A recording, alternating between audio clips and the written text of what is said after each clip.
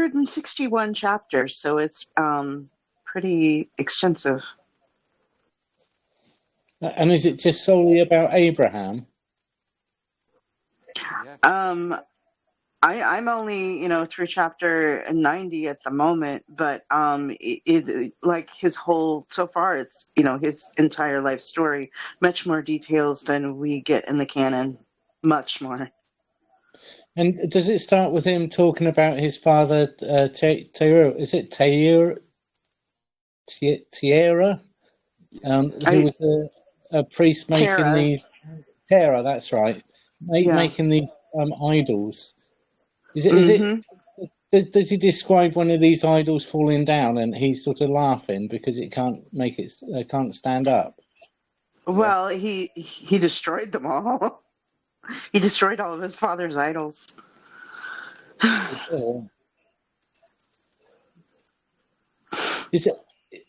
Does he scare birds off his land? Spend a day scaring birds off his land or something after he's just sown seed? Is that the writings of Abraham, or is that something else? I'm pretty sure that's the writings of Abraham. I actually have a video on my channel. It was one of my first videos I did, was reading it. Oh, okay. There's like there's the Testament of Abraham and then the writings of Abraham. I think I've done the Testament really of Abraham, haven't I? Yeah. I'll have to look at that. This is gonna sound really bad, Jeremy, and I hope it doesn't offend you. What is your channel called? Because I've never looked at anything, to tell you the truth. No worries. It's Cover to Cover with Jeremy Pyers. Okay. I take that's YouTube. Yeah, YouTube. Here, I'll just share a link in my chat or in the chat. I'll look at that. Yeah. And is it an audio book, Jeremy? Yeah. Sit down and read it, and I share it on Facebook. And it's actually me and my son Callan reading through it. It's one of my first videos I ever did on YouTube, like 4 or 5 years ago. Wow. But yeah, let me here, I'll share the link right now. Let me find it. Yeah, thank you.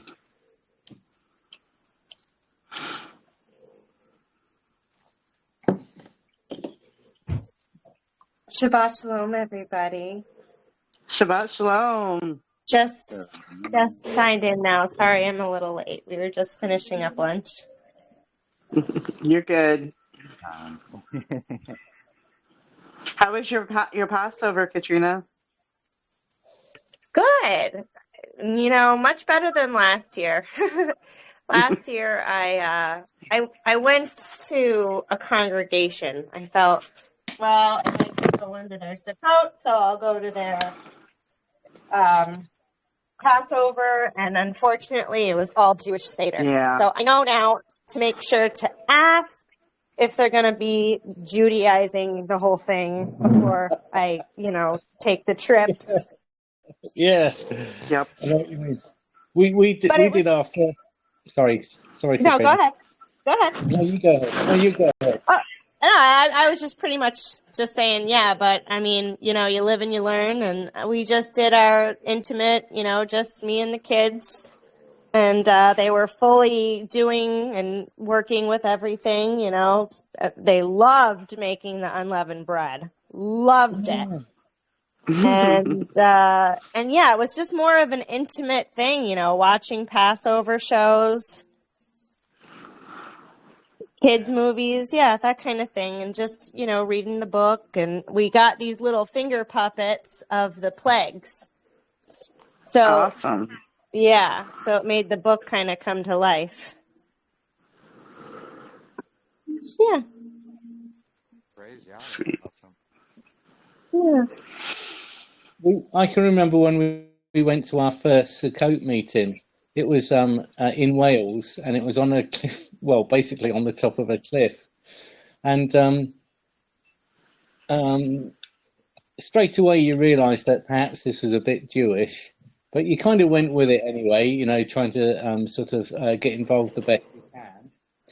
Anyway, a hurricane was sort of like due for that the next day. So we had a meeting in the evening, and they kind of said, well, we've heard that, about these people in America that had a hurricane. And this tornado and came along, and it lifted itself up and went over their house and landed on the other side as they were praying. So they came to a decision that everyone would stay in the tents through the hurricane because Yah would protect everyone.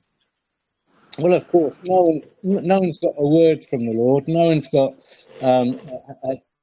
seeked any, had any sort of prayer or anything. They just decided through debate that that's what they were going to do. Well, you can imagine the mess that was made with the tents in the field. We had to bug out about 4 o'clock in the morning because the winds were about 80 miles an hour. Most of the tents at that point were somewhere sort of down the countryside. And the farmer was out telling everyone to get into these bunk houses, which we did. And the next day, with all our clothes and everything all sort of very sodden, I put them in the box trailer and we said our goodbyes and went home. Because we went back home, because we had children and everything was wet, we didn't want to sort of rough it anymore. We got really, really backstabbed by everyone in the group that was at Sukkot. We'd turned back on them. We had not kept our word. We were bad people for going home to try and keep our children warm. It was really terrible. But it just goes to show you, if you haven't got a word from the Lord, then take the safest option. Don't try and guess him, or do you know what I mean? You got to plan your way, or figure, or scheme your way through a storm. If no one's had a word from the Lord to stay in your tent, then I'd get out your tent and find a safe place. Do you know what I mean? Yeah, I think that, when you try to scheme and plot against what Yahuwah's saying or what Yahuwah has planned, he's gonna ruin it. Because if they weren't consulting Yahuwah, then it was a complete discussion. Yeah, there was no prayer involved. No one had a word or anything. It was just sit down discussion. What we're going to do tonight. But yeah, very Jewish, and very easily turned their face against ours because we left on I think it was the third day after the hurricane. So yeah, we saw through them. I wouldn't want to say where it's brutal weather and everything's getting blown away either. But, yeah. But not very many of them had children. I think we were one of the few families that had young children at the time. So I don't think they quite understood. Yeah, exactly. And Shalom, Sumi. Shalom. Who else has recently joined? Tabitha. Shalom. Shabbat Shalom. Happy unleavened bread.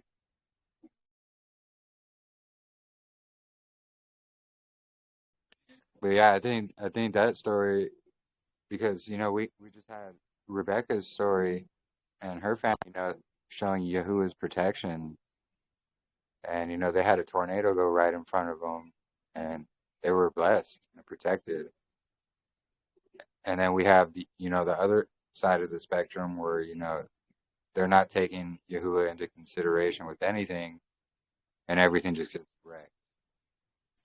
Absolutely right. So yeah, follow Yahuwah, he'll protect you 100%.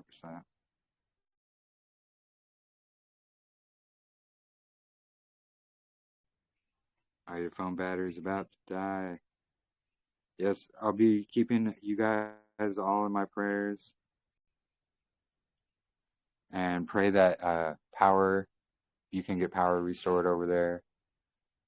And if your phone dies, shalom. I'm glad you guys can make it for the time that you have.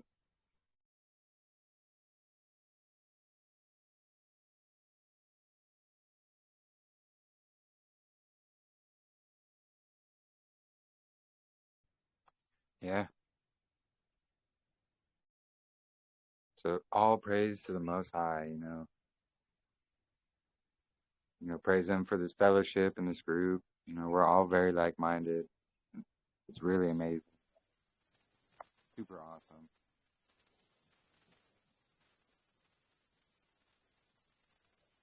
Oh, wow. You're not supposed to get power for another 36 hours. Well, we will definitely keep you and your family in our prayers.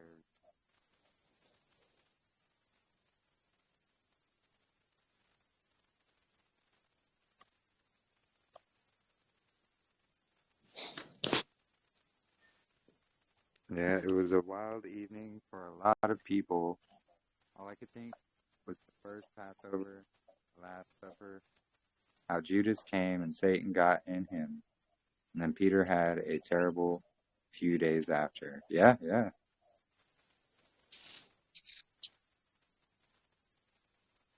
Yeah, exactly. And, that is a good point because, even here in Arizona in the desert, it was windy and rainy all day long. And I was like, man, I don't know if I'm going to be able to, even grill anything up outside. 'Cause at that time of the day, it was really windy. It was raining off and on.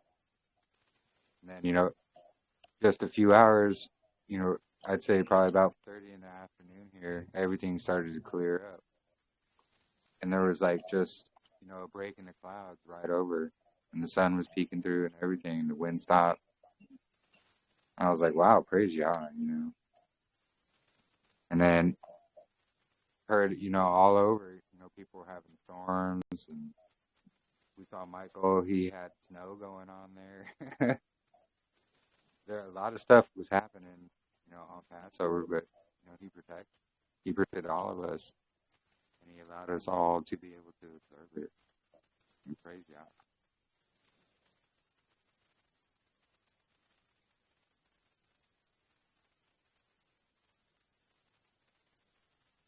Oh, I'm going in and out.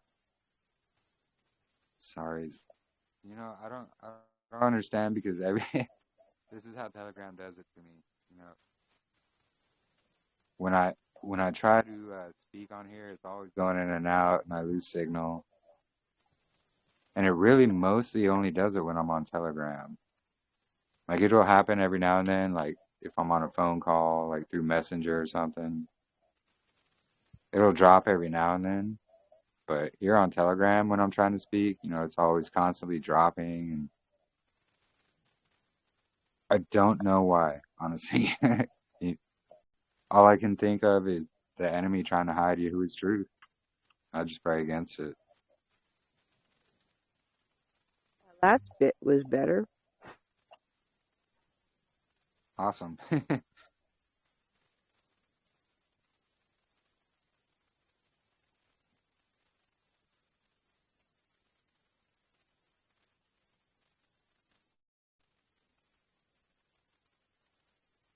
Yeah, I don't know if it's like the internet service or what, but I'll do my best I can to not break up when I'm talking.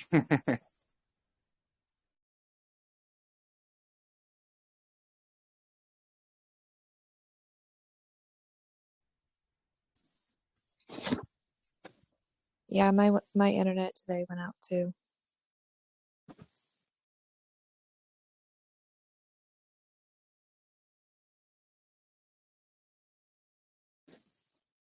What's the weather today like for everybody else?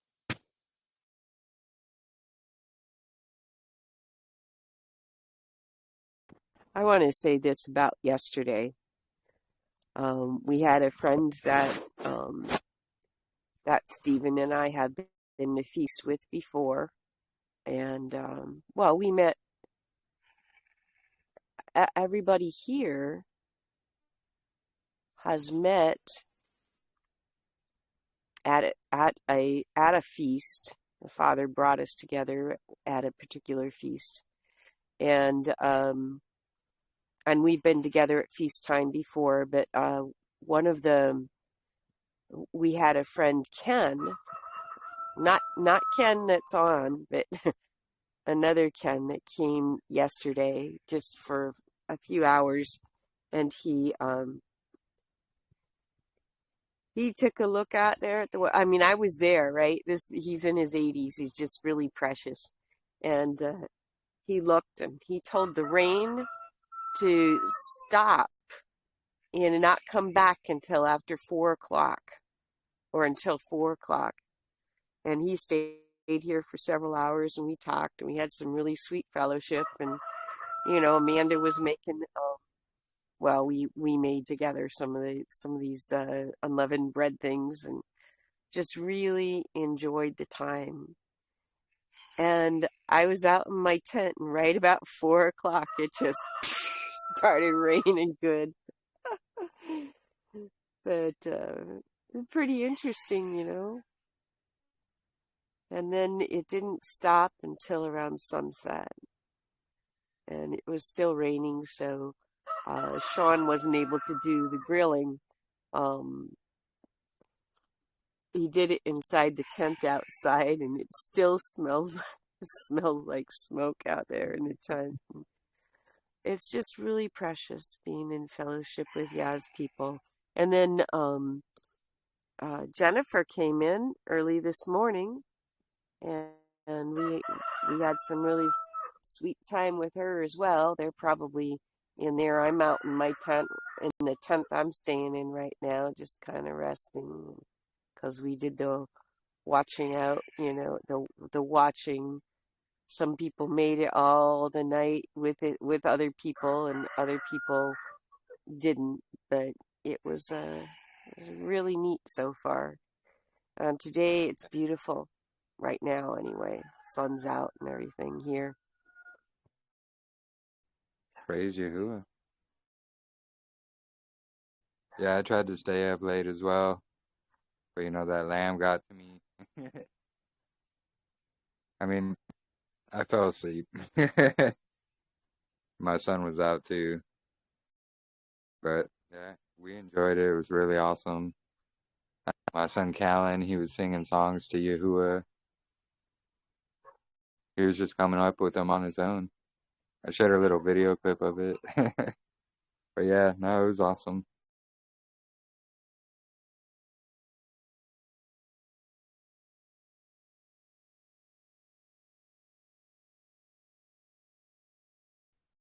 Oh, you're in Colorado.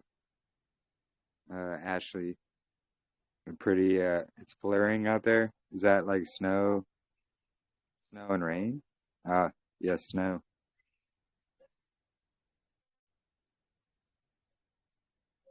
Yeah, we don't get a lot of really snow here in Phoenix at all. So, but it was just rather interesting yesterday. It's cold, windy, rainy, and that's how it was for a lot of people. And then, it ended up clearing up right at the time, when Passover was to be observed. Really amazing. Truly, it just shows YAHUAH cares about his people. Yeah, we were under tornado watch, tornado warning in this area of the country. Yeah, lots of tornadoes going through.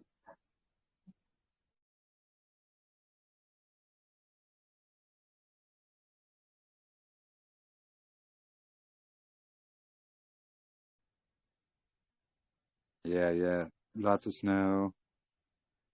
Yeah, the North Carolina fires, things like that. Yeah, lots of tornadoes. I pray for everybody in the path of these storms and what else they got going on, wildfires, what have you. But it's that time of year, like I said earlier, it's why it says, be ready with your staff in your hand and your sandals on your feet. Like a good example, why.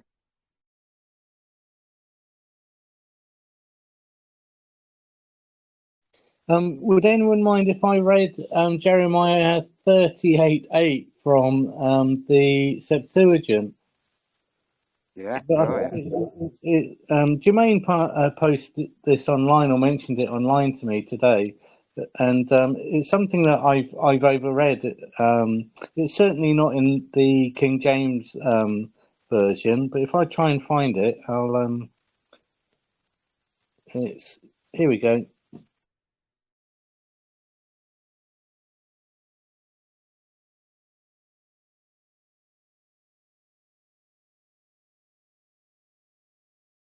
Did we lose you, Ken?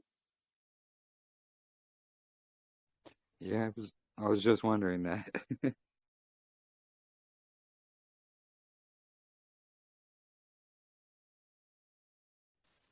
Are you there, Brother Ken? Yeah, I'm still here. Okay. Can you hear me? We can Yeah, we now. can hear you. Oh, okay. I'll go back to talking to my reading to myself out aloud again. Then, hang on. Where were we? So this is Jeremiah Septuagint 38.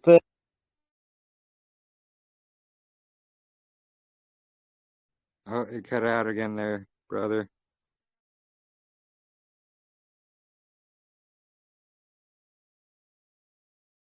Ken, if you can hear us, we can't hear you. Yeah, it cut out there again. Can you hear me now? Yes. Right. Okay. I won't call up the verse because it's doing something to these Telegram, right? And basically, it says the Lord calls out to Jacob and says, I'm calling all the nations together. I'm calling the remnant of Jacob together, coming from the north to go into the feast of Passover. So quite clearly, Passover is going to be the feast in which we take part of when we're in the marriage bride of the Lamb and when he returns. I think there's more to Passover than we actually realise. Not only did YAHUAH die on the first day of unleavened bread, but I believe the first day of unleavened bread is also going to be the first day of our wedding feast in our resurrected clothing. Am I still speaking to myself? No, we can can hear hear you. you. Yeah. Has anyone else read that? Jeremiah 38:8, 7 and 8 Yeah, in the Septuagint? not. I need to read it from the Septuagint, but yeah, interesting. I have a Septuagint too. I got the Brenton. Yeah, it's in the Brenton's version as well. Yeah, but I haven't got it to hand. I was calling it up on my phone, and obviously, calling it up on my phone was doing something to my mic. But I mean, maybe someone else would like to read it. It's a really heartwarming verse, and it's all like outlines when everything's going to happen on his return. And to Where's mention the it, thing, Jeremiah? Jeremiah Is it 31, verse 7 to 8. Let me try and pull it up and see if I can get it.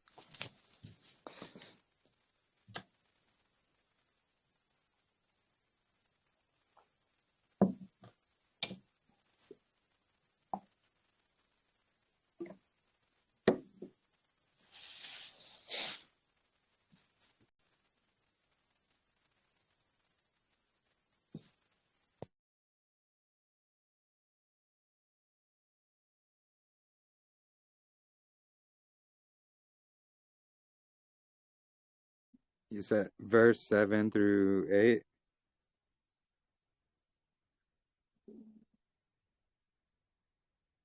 Can you hear me? Loud and clear. I don't know if Awesome. Ken can. Can you still hear me right now? Yes, I can. Yes, thank you. Okay. So Jeremiah 38, you said 7 through 8, right? Yeah, I've just posted it on the thingamajig. Oh, there you go. Yeah. For thus said YAHUAH to Jacob, rejoice ye and exult over the head of the nations. Make proclamation and praise ye. Say, YAHUAH has delivered his people, the remnant of Israel. And behold, I bring them from the north, and I will gather them from the end of the earth to the feast of the Passover. And the people shall be a great multitude, and they shall return hither. Yeah, great passage. Thank you for sharing. It's Jermaine that mentioned it to me this morning. I didn't find it. It was Jermaine. If that's how you say it. Yeah. What chapter was it again? It's Jeremiah 38.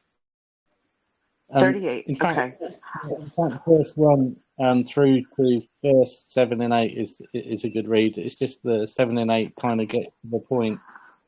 Okay.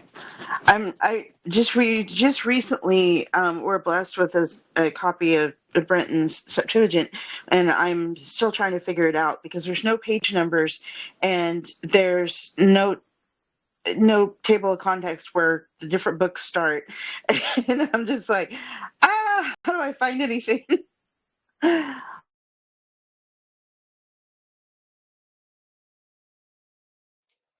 Can you get the Brent Subtusion on Amazon? Sounds like I need to get it. Yeah, Kelly got ours on Amazon. She got her copy and us a copy at the same time. I would get the Brentons and the Lexham, because the Lexham has things the Brentons doesn't. And the Brentons has things the Lexham doesn't. It's kind of strange. Yeah, I think that's got to do with copyright, hasn't it? Yeah. There's got to be a 10% difference in the books to pass the copyright infractions, whatever they are. I will never understand the copyright. I just don't understand how you can copyright the Bible. Yeah, I know. Yeah, I know. It's like, it's the word of Yahuwah. No man can copyright it because it didn't come from men. And that's the thing, it's supposed to be given freely. Yeah, well said, yeah. Yeah, I don't understand it, but you know, I get it. There's like printing fees and things like that, but you know, with Dr. T's Bible, hundreds and hundreds of dollars he's charging for it, and you know, all these translational errors in there. But yeah, that's a whole nother. When did copyright begin? Like, when did that term kind of begin? That's a good question.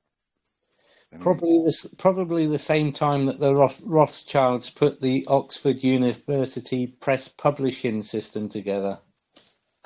Yeah, you're probably not wrong. That sounds about right.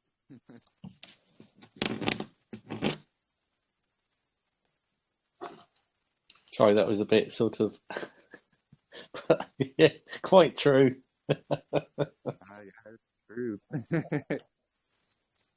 Yeah, I shared a little article earlier as well, you know, kind of going through all the stuff we've already gone over about those people. So, yeah. Yes, I need to read that. I saw it and yes, I need to read that. Was it a Facebook post, Jeremy? No, I shared it here in Telegram and I shared it in the Facebook group as well. Okay, I'll have a look at that. Yeah, let me scroll up. I can tag it. Where is it? Let me find it. Lots of messages. Oh, here it is. Jeremy, you said some of your videos have been tagged again. Yeah, so because they're trying to claim medical misinformation. So I need to go and appeal them. One of them I did and it worked, so it's back up. but there's like 2 more that got flagged, so I have to go in and appeal it. How do you appeal it? What do you say? There's just an option, it just says appeal. You you don't really say it. Actually, you don't really say anything. You just click this appeal, and it says, "Okay, we'll take a closer look." So one of them that I did manage to get appealed, they're like, "Oh, it turns out it doesn't violate our services. We put it back up for you." I'm like, "Oh, gee, thanks." And which one was that? What was our That discussion was about that they 16 part 2. So I think I have to go and re-listen again. Like they didn't say specifically where it was. It just said, "Oh, on this video," and it's another 4-hour discussion. So I'm like, okay, where at in the video? I will say, I guess I'm kind of surprised that they haven't flagged any videos where we're talking about, the true state of the Jews. Yeah, I know, right? Like I'm Yeah, I'm surprised that that hasn't. Maybe he's they're okay with closing that. their ears to that. Hopefully. Yeah, yeah, because we have several videos going over that, and yeah, they don't seem to mind those ones. But you talk about natural remedies, and oh no, they got a big problem with that. So yeah, just I would just I, recommend using code words, basically. is that the one where we did bring it back up again, but we were being very careful to say HP instead? And maybe somebody understood it that flagged it, and the person that went and re-flagged it didn't understand. Yeah, Put it back on, didn't yeah, understand what HP meant. Are there like code words in like the uh algorithm that like checks for it, or the random people that get assigned to watch certain videos in groups or something? Or how does it even work? I think it's triggered by certain words the algorithm will pick up, and then it'll like automatically flag it. But then if you appeal it, like a actual person will go and look at it and be like, oh, So I so yeah, guess we that's all need to learn Pig Latin then. yeah, no, that's why we can just make up whatever code words that way, and then also say, for entertainment purposes only, just kind of, you know, Oh. things like that.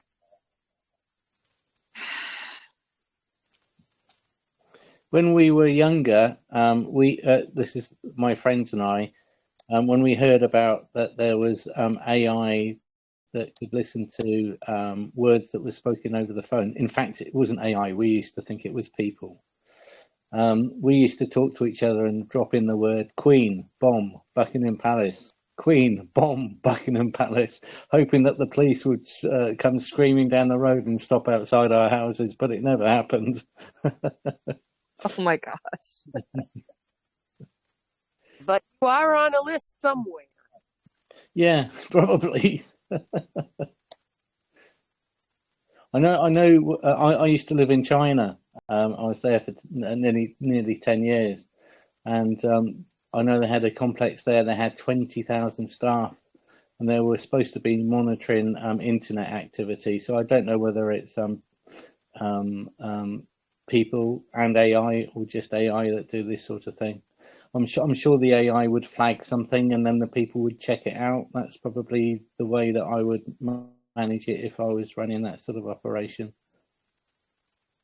Yeah, that's it. That's basically about how it goes. Like AI catches the flagged words, you can say, and then Yeah, and you get to a human. certain number of flagged words, and then it's then referred to someone else or something. I don't think they're going to refer it just for 10 or 20 flagged words. I think it's got to be a sizable amount. Yeah, exactly. Yeah, and I know last week we were going pretty hard on the scamdemic, so I was kind of hesitant to put that up. So yeah, just code words would probably be best. because they're already trying to restrict my channel by saying, oh, you broke these community guidelines. So I'm going to go back and appeal all the other videos as well that they flagged. Is that on Facebook? Sorry, is that on YouTube, Jeremy? Yeah, on YouTube. Okay. Yeah, you got to appeal. Yeah, absolutely. Yeah, maybe we need a list of unusual names for code names. Yeah, I was thinking about doing that. Make a little list and be like, hey, this equals this, and so forth. We have a family safe word here. So if anyone's in trouble and they're on the phone speaking to another family member, if anyone mentions the word green tea, we know that they're in danger. Yeah, that's a good idea. Yeah.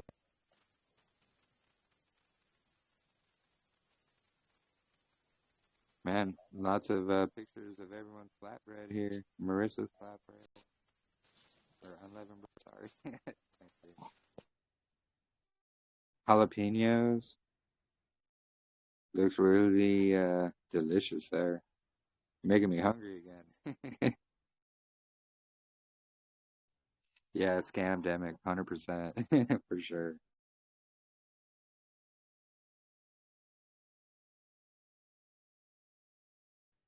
Because, I mean, that's what it really was in all actuality. 100% scamdemic.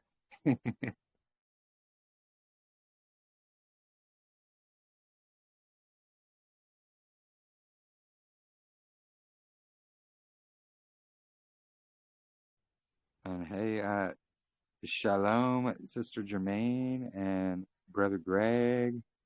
I see you guys just recently joined here. Glad you all can make it. Yeah, good Shalom, morning. shalom. I pray your unleavened bread is going well.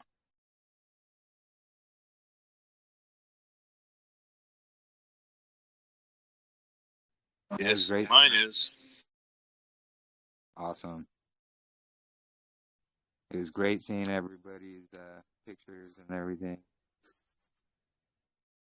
Yeah, we had a good unleavened bread yesterday. And today is Friday morning. Yeah, you guys are, you're ahead of us. Jermaine, is it super early there in the morning? It's only 5 o'clock, 5 a.m. Sometimes I get up earlier than that. Yeah, I'd say that's pretty early.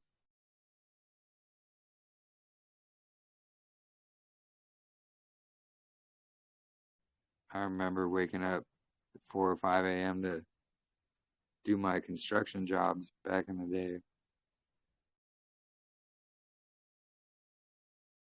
I've got a big drive ahead of me this morning, or all day. I'll be traveling 4 hours south to do some deliveries and then come back home, and hope to get back home to be able to milk the goats. Wow, so 8 hours round trip, huh? Yeah, so keep talking. I love listening Yeah. to you guys. It'll be just the same length as our discussion, usually, about 8 hours. Yeah, that's good. I'm happy.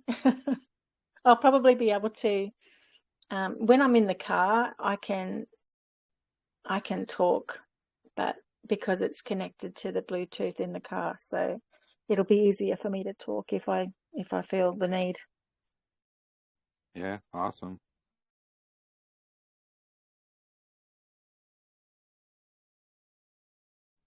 Glad you can join us, sister.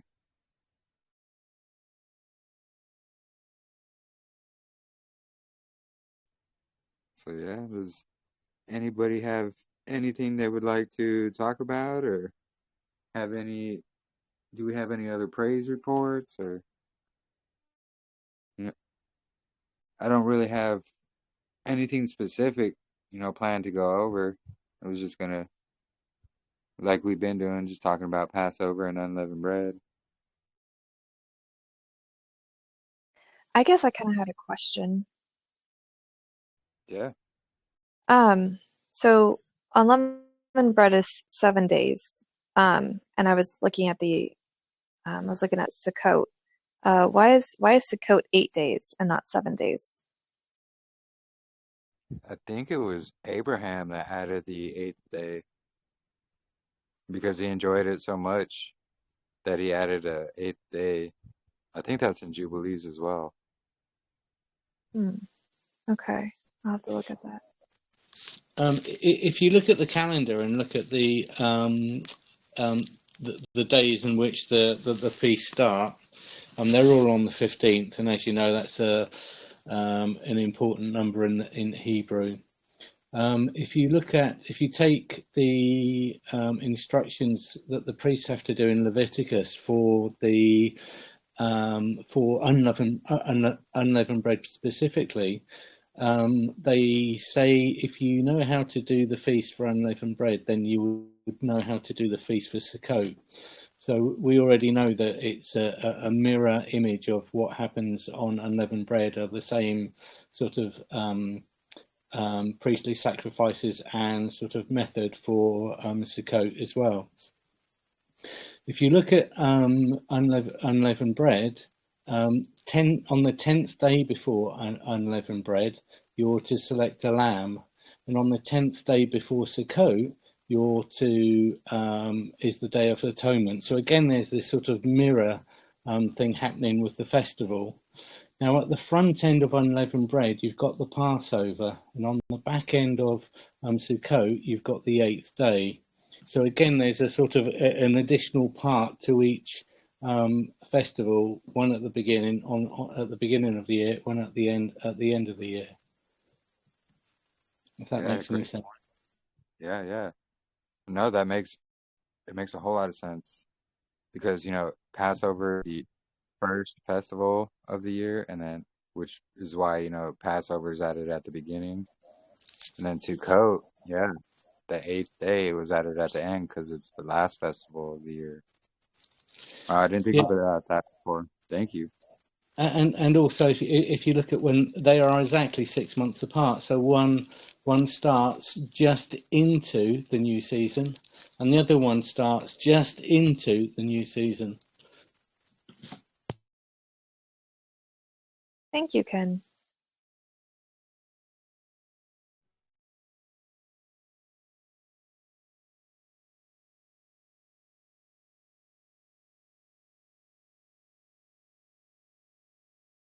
Just like Yah's clockwork, perfect. Yeah, isn't the 8th day a picture of our sort of eternal state? Yeah, it represents, that after the 7,000th year, it's going to be that 8,000th, which is just going to last to eternity. Because that's it. Yeah, that's what I think. Yeah.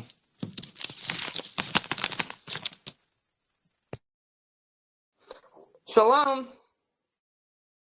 Hey, shalom, Marissa. Glad you can make it. Happy Feast of Unleavened Bread, y'all. Happy Feast of Unleavened Bread. That jalapeno bread looks really delicious. Yeah, me and my husband and Silas, we all just split it, and it was awesome. Super good. Making me hungry again. I mean, I just feel like this is like all of the feasts, like every day it's making more unleavened bread. Yeah, and it's fun. Oh, we just did a double batch, so maybe we won't have to make any tomorrow, but definitely the next day. Yeah, for sure. Jalapenos and what? Cheddar. Oh, So good. yeah. We just did pancakes with. We did pumpkin. We did. We frothed the egg whites, and it made it really nice and fluffy like a pancake. They actually came out better than my regular pancakes. they came out really good Yeah, too. they did. They did. Yeah. You gotta. Can you post that recipe, Katrina? Yeah, I can.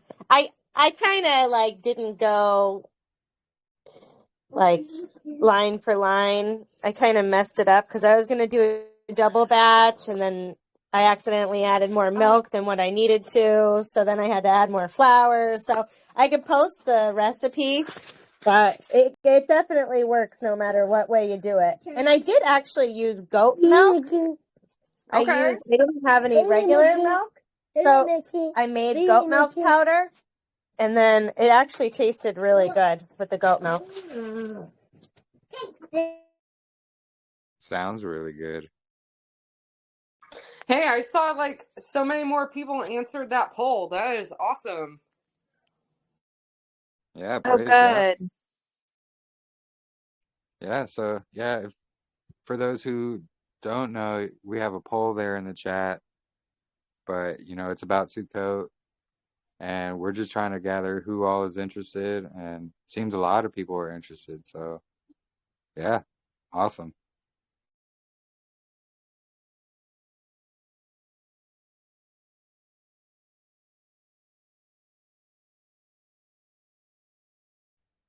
And we got a lot of pictures coming through here. Yeah, looks delicious, Sister Jermaine. Oh, there's that recipe. Thank you, Katrina. Awesome.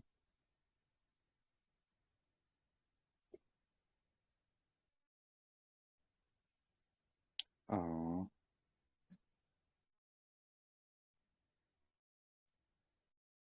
yeah, there's the poll. Thanks, Marissa. I was trying to scroll up to it, but everybody sent pictures, so I couldn't. That's all right. I'm super excited for that. I'm like, it would just be so awesome to be able to do Sukkot with y'all. Yeah, I agree for sure.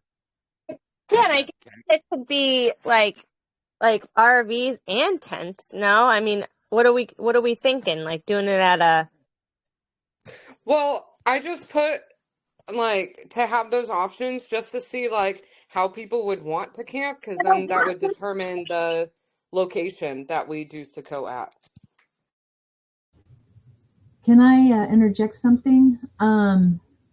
So I was talking with a brother here in Arkansas. I just got here this morning and was mentioning about us doing Sukkot together and possibly doing at a campsite. Now he's been doing the feast for how many years did he say? Stephen. Since 90, 91. And he said because of, especially now the way things are, but for one, you don't want to advertise to where you get such an influx of people and not being able to, in other words, there could pose a lot of problems. But he just suggested if they could do it private, still invite people, but people that you do trust and know, and vetted people, and if anybody has land and acreage to hold it at their place, and let the Ruach lead and guide. But that's what he suggested. So so I just thought I'd mention that. Well, I guess that leaves your put. No. Well, see, like that's kind of why I wanted to see what everybody wants to do for camping, because if it's mostly tent camping, then yeah, I wouldn't see why we couldn't do it at my place. But like if everybody had RVs or something, like I don't have RV hookups like that, so otherwise it'd be like boondocking. But yeah. No, yeah, I would agree with what the brother said though, because it's true. Just in a public place, you don't know who's done what. Anything could have happened there, versus that, a set apart person's place. It would be protected, basically. Well, it's also like when you put it out there to the general public, like, I don't know, like on that Facebook Zadok page or whatever, like when you put it out there, just anybody could sign up, but um, like it's really just our group that we're putting it out there to. Yeah, exactly. Yeah, we don't want another incident like what Katrina had to go through. Exactly. Pretty terrible. But yeah, it's just for our group. Yeah, I think that's a wonderful idea. We should try to keep it private, but still invite a few people that you know and trust for sure, and not broadcast it to anybody like how Parable of the Vineyard and others do it. Yeah, and even on that Zadok Fellowship Finder, I think that the guy who manages that is not claiming to be who he says he. Well, he's not. I don't know who he is actually, and he won't give us a name or his location. So, yeah, stay out of that group with this because it's. I don't trust whoever's running that. Well, Katrina, didn't you say you had an instance that happened last Sukkot, Katrina? What was that? Didn't you say you had an instance where there was an interesting person at the Sukkot last year? Yeah, at Sterling Rippling's Sukkot, there was a guy. Yeah, there was two men who were not Torah observant. They were Seventh-day Adventists. It's just that he knew them. He knew them. And was maybe trying to woo them to like come into the faith. But what happened was the one guy was like a big, maybe, I don't know, alcoholic. And he was just pounding boxes of wine. And the one night he was just bombed. And he was doing something when Carrie was teaching. He was like kind of interrupting him. And I was trying to record. So I'm like finally saying like, hey, could you please like, just save all your stuff until the end. So that happened. And he got up and went on the couch. And I was above Carrie recording, and I saw him. He was like kind of lifting up his head at me and doing something very, very, very inappropriate. So, and to be honest with you, I went to the people who were running the show, and they didn't really do anything as far as I know. For me, it was just like over. But yeah, we got to be careful who we let in because we don't. Just like, go ahead. Sorry, Katrina. No, because all these kids were like around and like kind of being unsupervised, and you never know what these people are doing. They get whiff of like a gathering where it's food and fun party, and they're in it just to crash it. Yeah, it's not set apart for them. It's yeah, very dangerous. It was very dangerous. I would never go there again because the way that I was treated. Well, I mean, and it's not their. It is their fault. I mean, they left in people who were not into the covenant. So, can't do that. So one year during Shavuot, out at Parable of the Vineyard, there was this really clean-cut guy who was in a white van that had the satellite dish on the top, and was, I mean, you could tell that he was kind of watching and probably taking notes. I mean, all of us immediately was suspicious of him. Every time we asked questions about him, it was very vague it was very shallow, and he would he wouldn't vouch any kind of information, kind of skirt tail the questions. Yeah. So yeah, we just, especially in today, I'm not saying that we fear, no, but we need to be wise as serpents and harmless as doves. Yeah. So anyways, but it was interesting. The white van should have been a red flag.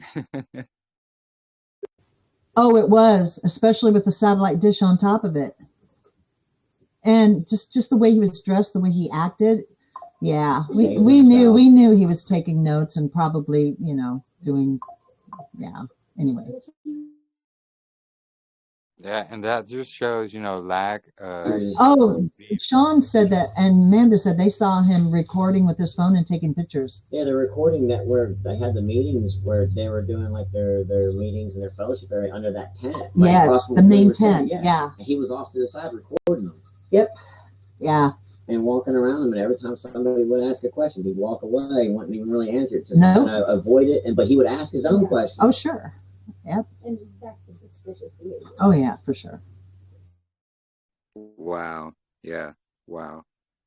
Yeah, see, that's where leadership needs to come in and handle it. So and he was by himself. He was by himself. And was gone the next day. Yeah, he was gone the next day. Mm-hmm. Just like in Katrina's situation, there's some drunk guy running around doing things like that, and there's all kinds of children running around. It's very upsetting that happened, and that should have been handled, and it wasn't even handled properly or addressed even afterwards. And nothing really happened about it, which is quite unfortunate. And that, yeah, we all should already know about Camp Adam and the dangers of even going there in the first place, really.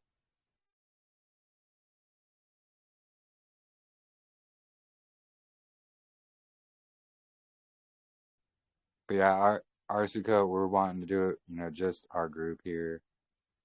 So anybody in this group will be invited, not like some huge public thing where, who knows who will show up. Like, no. It would just be, a family gathering, family and YAHUAH gathering.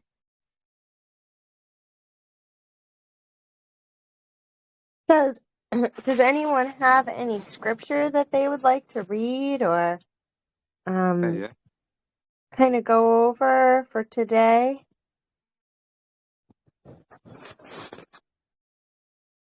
Good idea.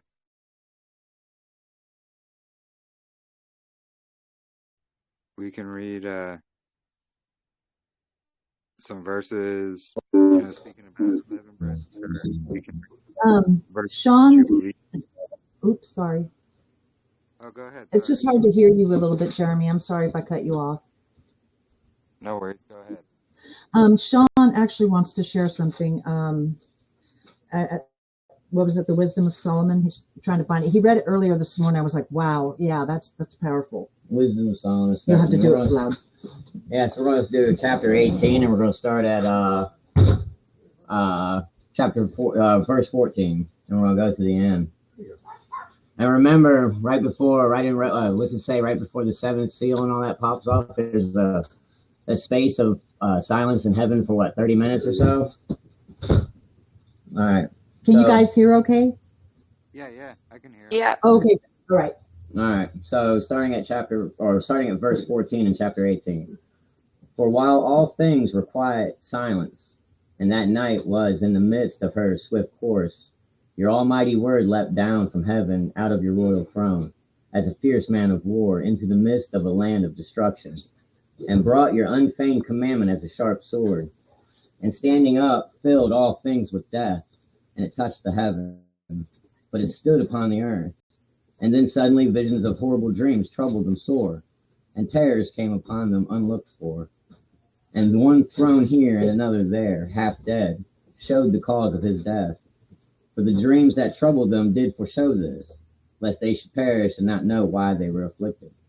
Yea, the tasting of death touched the righteous also, and there was a destruction of the multitude in the wilderness, but the wrath endured not long.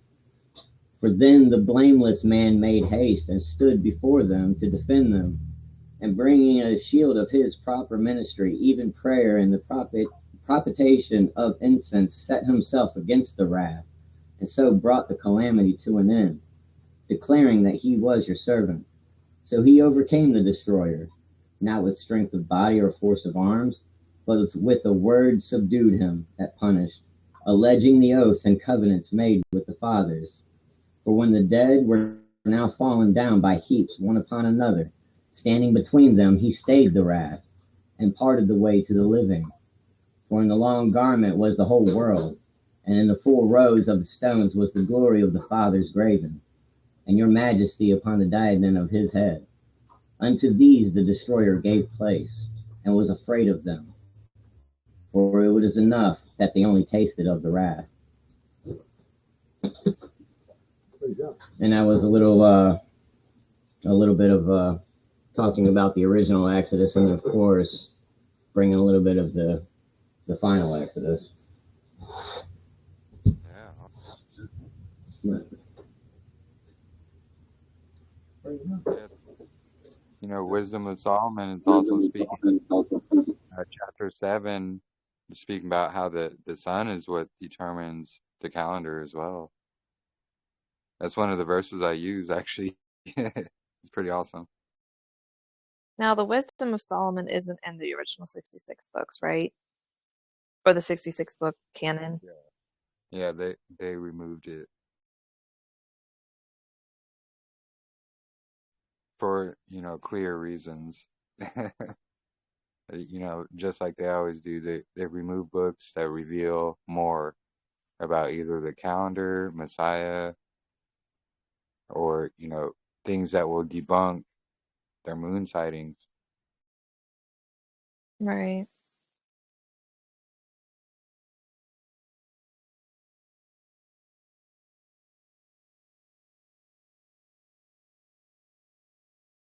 Yeah, thank you for reading.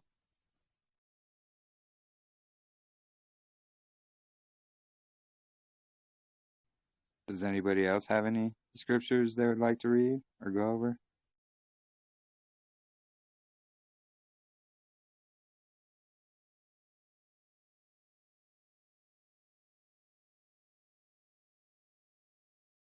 What about you, Katrina? You got any verses that you would recommend?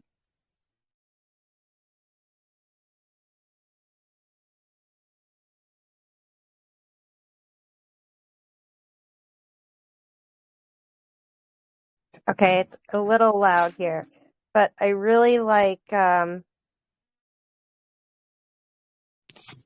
Adrienne has been coming out with in her posts. She's been really doing a great job at, just connecting it all. Yeah. Trying to figure out which one I wanted to read here.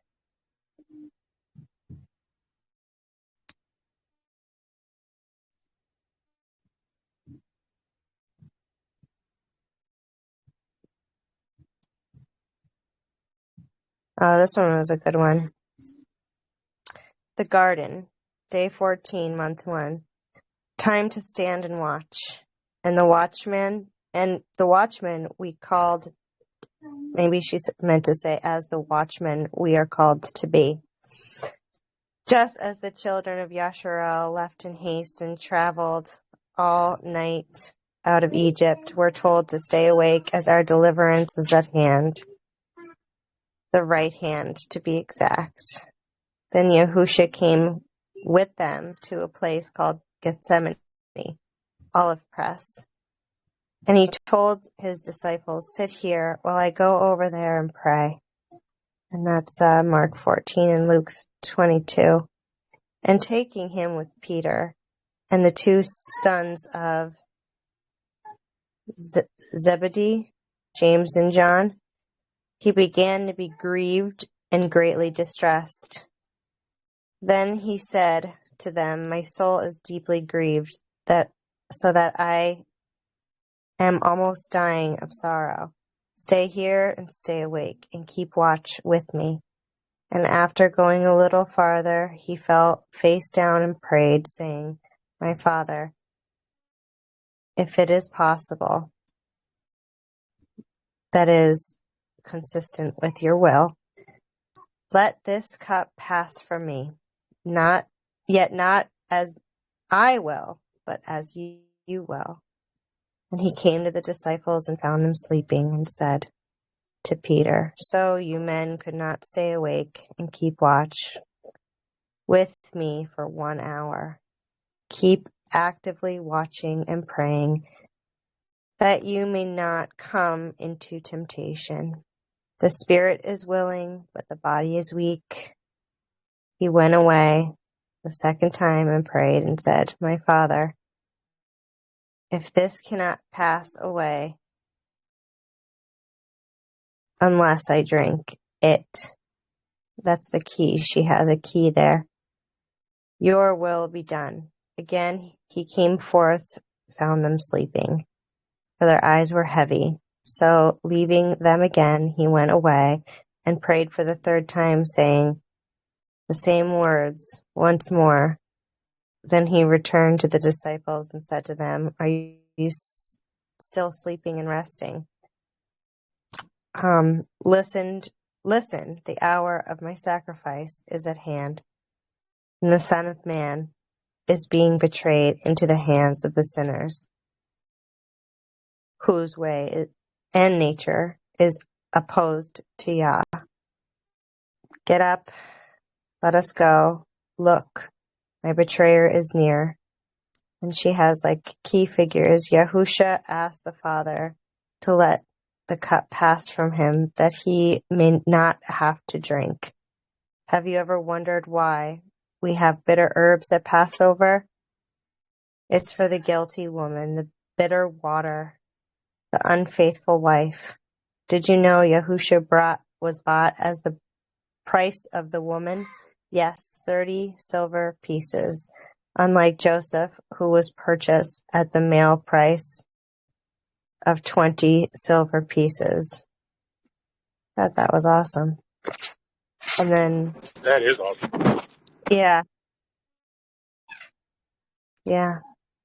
Then she has today, day 15, month 1, the crucifixion. Today the people chose Barabbas. Today they whip and beat him. Today he walks his execution stake to Calvary. Today they are walking to the Red Sea.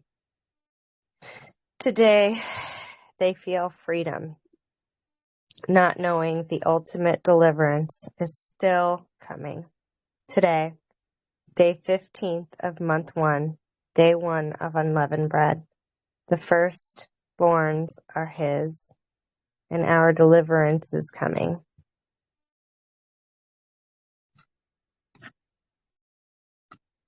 Hallelujah. Praise YAHUAH.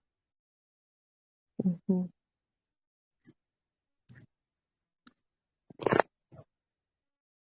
Yeah, that is really good, honestly.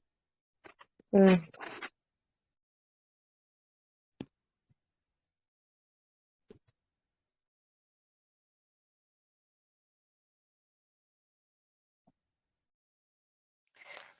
So, as the angel of death was killing all the firstborn, it was the same night that Yahusha was asking Yah if this cup could pass. So there was still like a mourning going on. And maybe that's why he was asking his disciples to be vigilant, because when they were about to go to the Exodus, they were also supposed to be vigilant and,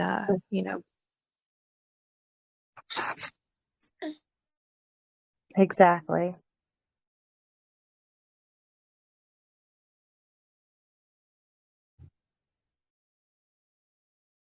Yeah, praise Yah. I love it.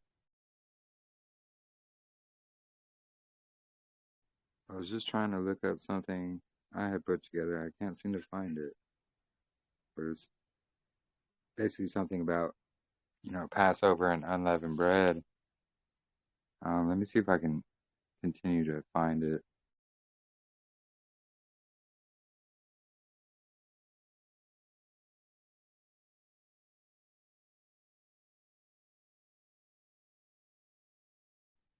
I do have this to, it'll back up basically what Adrian was saying there.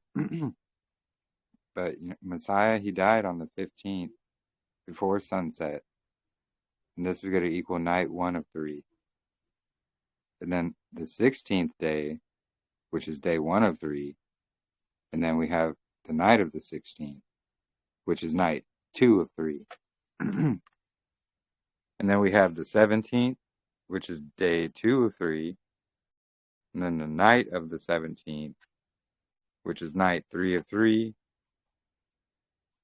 and then the Sabbath day, which would be the 18th, he rose just before sunset, the same time he died, which would make day 3 of 3. So that's 3 days and 3 nights, just like Jonah. And then on the 19th, that's when Mary saw him at the tomb, and she wasn't allowed to touch him. And then so also on the 15th is the same day that Abraham was going to sacrifice Isaac and the ram, which is the male lamb that was caught in the bush, which is found in Jubilees chapter 17 and 18. And then we have the 7-day period for first fruits. The reason why it's after the Feast of Unleavened Bread is for 2 reasons, because when he died and rose again, there was that 7-day waiting period. And the first one is found in Leviticus 8, and it's the 7-day ordination to become a priest. So he was becoming, our king and our high priest of the Melchizedek order. And then also, Numbers 19. So this is the Torah law about being unclean for 7 days after touching a dead body. And then so in that, actually Numbers 19:11, it talks about, on the 3rd day they'll wash with water, and the 7th day they'll wash with water and be cleansed. It just so happens to line up where that 3rd day will be the last day of unleavened bread, and then that 7th day is the 7th day Sabbath. So then, boom, we would have first fruits right there, the 26th day of the first month, on the first day.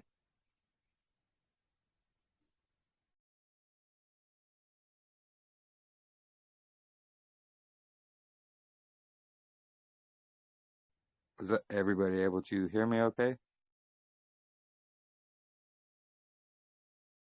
Yeah. Yes.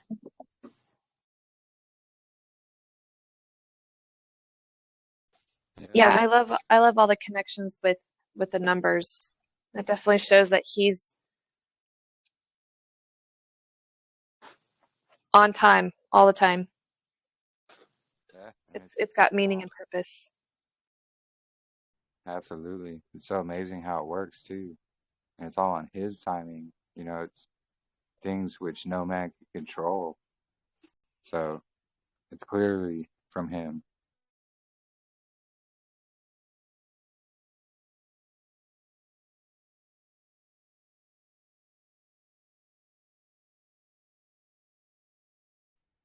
Does anybody have anything else they would like to read or, go through scriptures on about as well?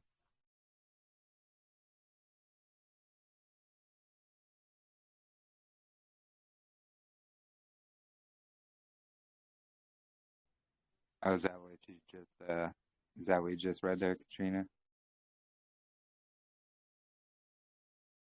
Yeah. Awesome. Thank you for sharing. Yeah, I like how she's tracking the days, because like when next year comes around, it's going to be proving that, okay, this is day 15, month 1, day 14, day 13. And that's how it's going to prove. Kind of like what Laura Nicholson does. So that's going to be really good. Because in your memories, it's just going to come up day 15, and then you could be able to share it. See, this was last year at day 15. Doesn't move. Exactly. You'll be always on that same date. Yep.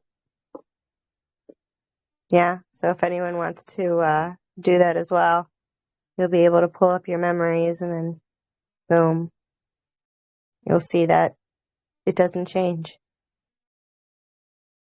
Amazing.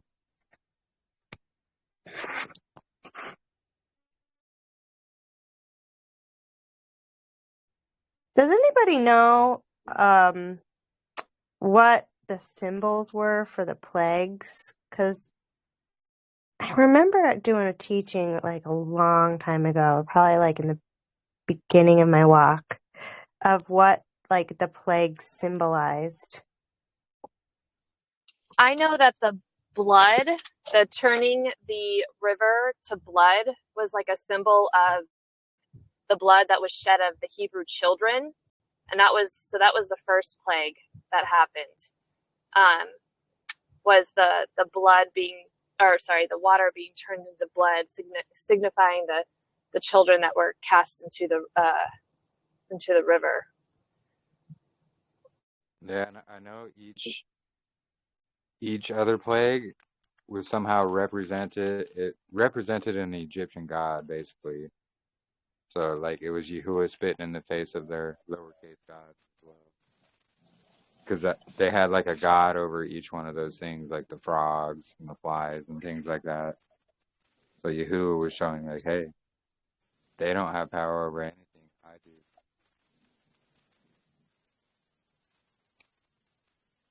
Yeah.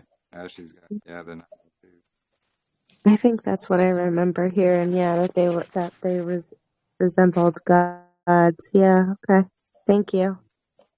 But then the last one kind of almost mirrors the first one also, because he also smote all the firstborn, but not just children, also animals too. Yeah, exactly.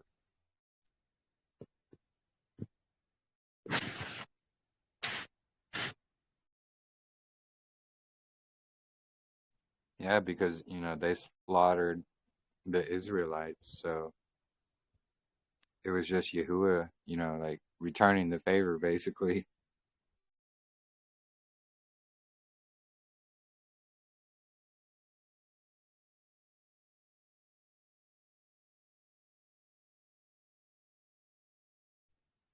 Yeah, interesting stuff. But yeah, I forget where I read that exactly, but each thing represented an Egyptian god. It was a while ago. And there were only 10 plagues in total, right?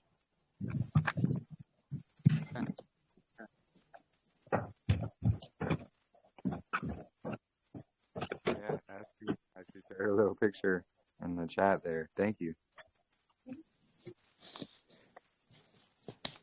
Isn't there a link with Barabbas here, with Pharaoh being a first child himself, but he wasn't killed? So, like Barabbas, he was released, and like the goat that isn't chosen is released into the wild, where the other one is selected for slaughter. Yeah, interesting. I do know Pharaoh. He did die when they did the Red Sea crossing, because it wasn't Pharaoh that returned, but it was someone else that returned. I'd have to look over that again. I'm pretty sure it was Pharaoh that died there. But yeah, no, that's interesting concept, because yeah, Barabbas, they chose him over Messiah. And actually Messiah is the firstborn of Israel. That's actually the verse I was looking for. I think it's in Corinthians or Colossians somewhere, but it's Paul explaining, why the Messiah had to observe the Passover meal, and so the destroyer couldn't come and take the firstborn, and he's the firstborn of Israel.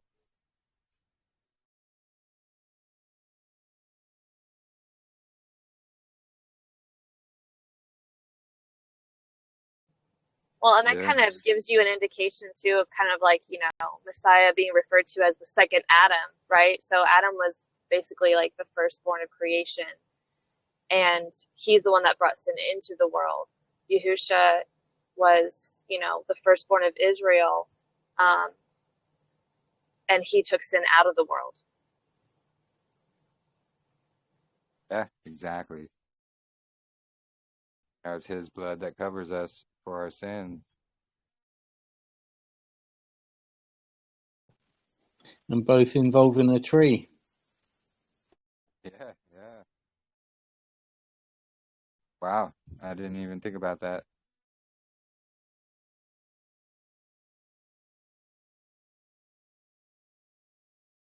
Yeah, I love Sorry, it when we what did Ken say? I didn't hear him. both connected to a tree. Mm.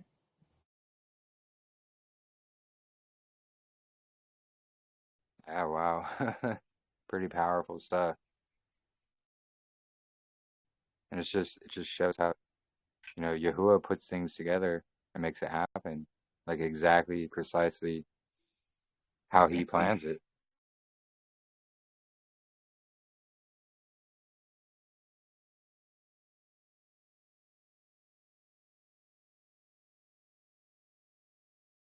Yeah, and praise Yahuwah. There's some people going around saying, Passover may be the time of his return and things like that as well. Or Passover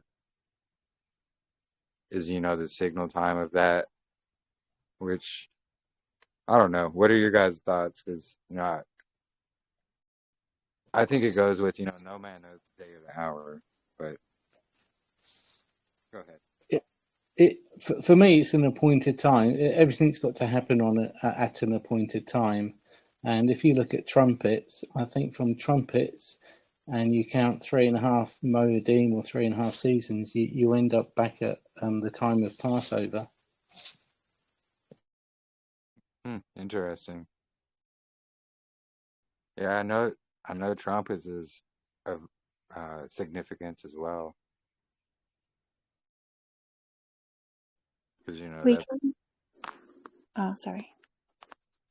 No, go ahead. I was going to say we came across something interesting yesterday, bit of a discrepancy from the King James to the Septuagint. In the Septuagint, it says, hang on, I'll just switch over and find it. So the Septuagint, Jeremiah 38:8 says, "Behold, I bring them from the north, and will gather them from the ends of the earth to the feast of Passover. And the people shall beget a great multitude, and they shall return hither." But in the King James Version, it says, it's actually not 38:8 in the King James Version, it's actually 31:8. So there's a really big, strange thing going on there. But in the King James, it says, "See, I am bringing them from the land of the north, and shall gather them from the ends of the earth. Among them the blind and the lame, those with child and those in labour together, a great assembly returning here." It's not saying anything about the Passover in the King James Version, but in the Septuagint, it's saying he's going to gather them for the feast of Passover. It's like, what? How come it's not telling us this? I'll share those. Yeah. I'll share that in the chat so people can read it for themselves. Oh, yeah, that's what. Yeah, brother Ken brought that up earlier as well. Yeah, he was giving you the credit for it, but yeah, that's a really amazing find there, sister. Oh, did Ken say it? Oh, okay. Yep. Okay. I shared it on his on his Facebook post last night. I did mention that it was you that brought it to me. It wasn't me saying that I had found it out or anything.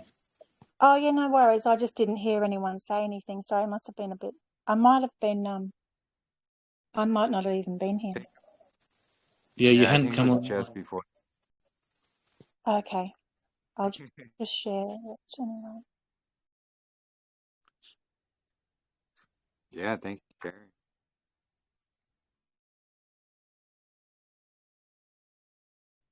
And yeah, there is a verse, Ashley, there. It's talking about the nations gather to observe Sukkot. I think that's in Isaiah or something. Yeah, it mentions Sukkot as well, being an important festival.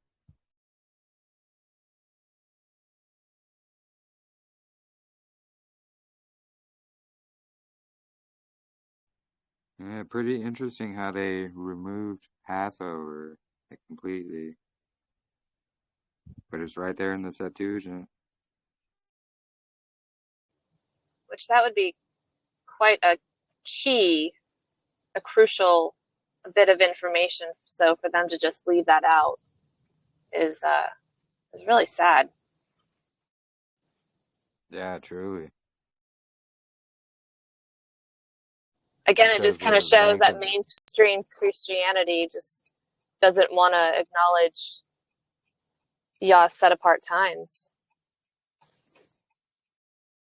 Yeah, it's really sad, honestly. Or I guess we could And thank the that's Jujus one for that. of yeah, exactly. No, I like that. I like that code word. The J-men, the Jujus.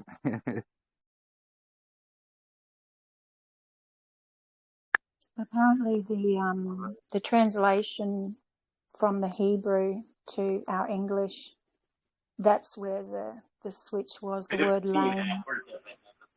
They picked up the word lame and changed it in. Hang on, they changed the word Passover to lame because it looks similar or something in the Hebrew.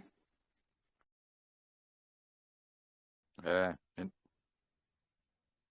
there's definitely some kind of nefarious reason behind it, I'm sure. For sure. Absolutely, absolutely.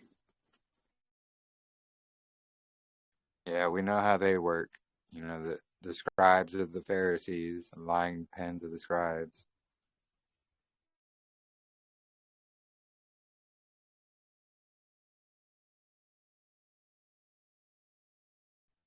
Yeah, I mean,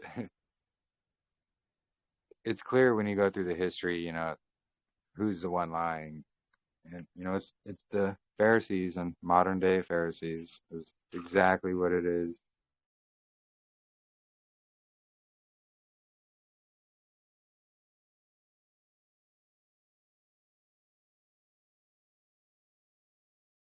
So this So yeah, particular feast, there is something quite special with the Passover. He's going to be doing something on the Passover or for the Passover. So yeah, it's that that separating the people who will be keeping this feast. They will be quite protected. He knows he's already sealed those people, and that's why I think the calendar could be quite crucial. When people say, "Oh, it doesn't matter," at least he knows our hearts. Well, yeah, absolutely, but who knows? It could be that, yeah, those keeping it at the right time. I don't know. I don't know. It's hard to say that, but it could be. no, I know that's actually it goes with exactly what we were talking about earlier. I think it's before you got here, but we were speaking about because Rebecca and her family, YAHUAH protected them from a tornado that passed right in front of their house, and they were protected. Nothing happened. But then Ken shared a story where at a Passover he had attended, they didn't consult YAHUAH about their plans and what they were going to do, so they didn't bring YAHUAH in the picture, so it wasn't protected. Yeah, well, there you go. could totally be. Yeah. So, I mean, he knows who's truly seeking him, and he knows his people. So, it's just it's his signs. It's showing, hey, look, they're following me, so I'm going to protect them. Versus, oh, this camp over here, they don't even consult me, so I'm not going to protect them. Kind of deal. I think it's just proof right there.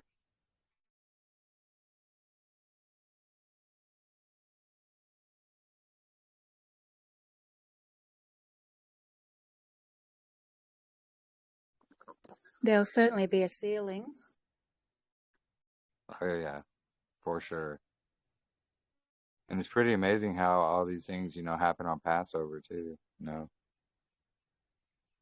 Have your walking stick in hand.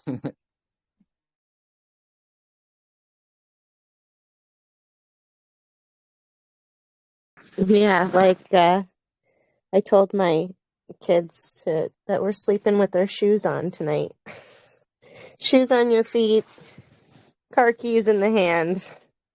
That's kind of how we did it. Yeah. Just for fun. But yeah. Oh, that's awesome. I love it.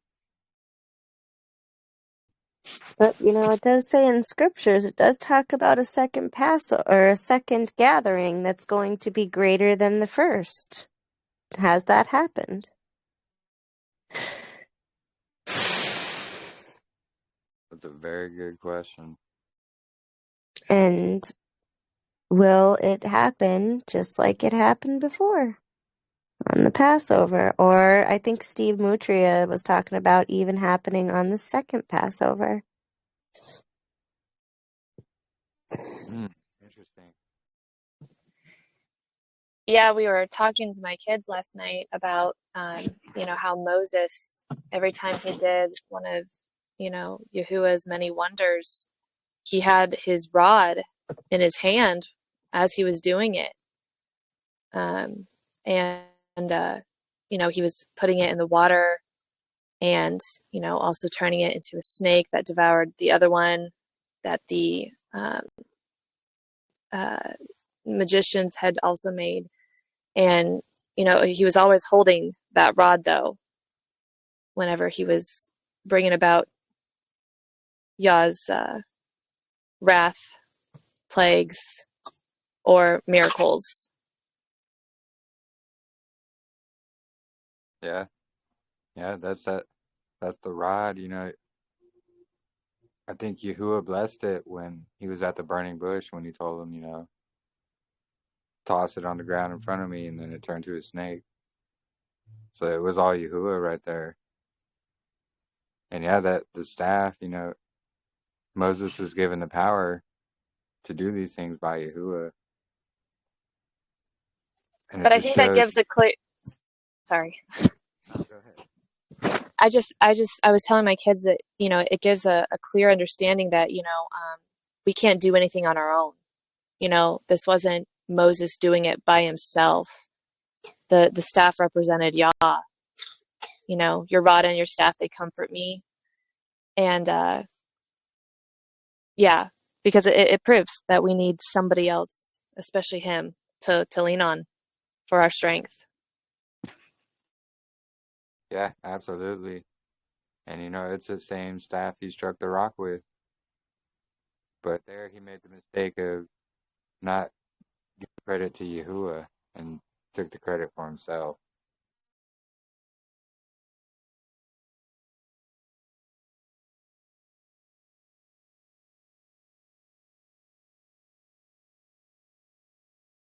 Yeah, really interesting. And that is a good point about second Passover. What if there's a significance about that and when he's returning for the final day? Yeah,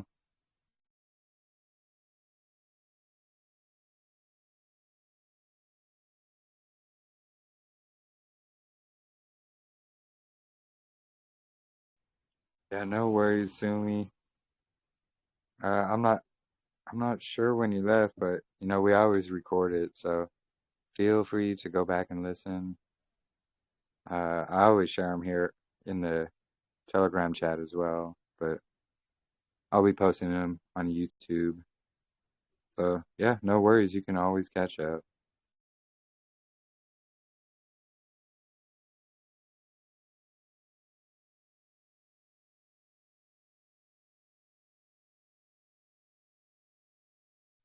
Yeah, and are you in the other group? Because we have two groups here.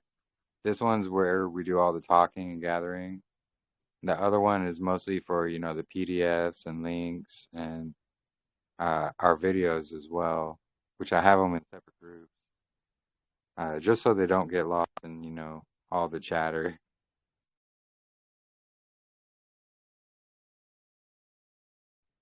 Awesome. Yeah.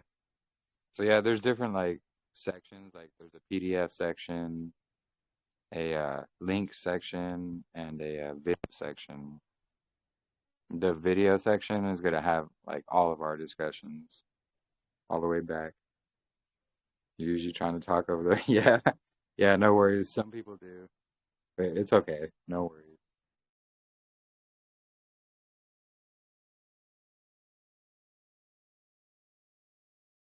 Yeah.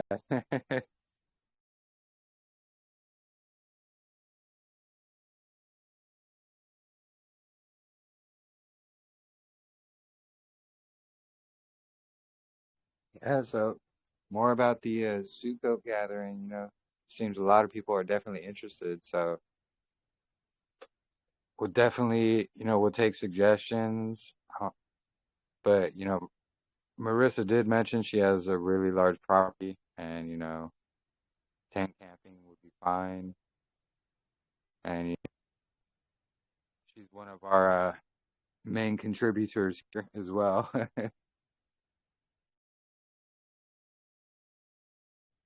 So Messiah, he died on the 15th, and that's gonna go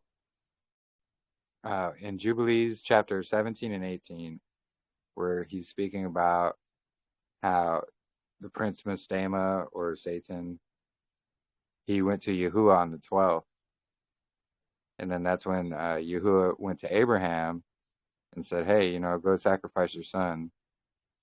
And then in verse 18, it talks about how he had a 3-day journey to be where he was going to sacrifice Isaac.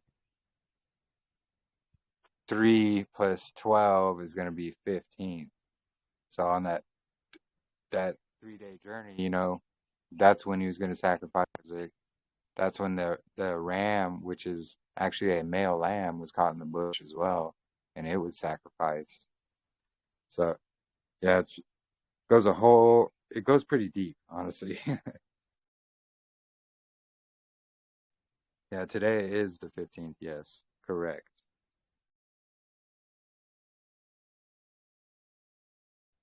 And then it also goes along with I think it's Colossians, but Paul is speaking about it and why Messiah had to observe the Passover. And so, the Prince of Destruction wouldn't take the firstborn of Israel. So like we have to observe the Passover so that doesn't happen basically. And really all the testimonies today, attest to that too, if we keep the Passover and we're truly searching him and trying to do our best to follow his ways, he's going to protect us.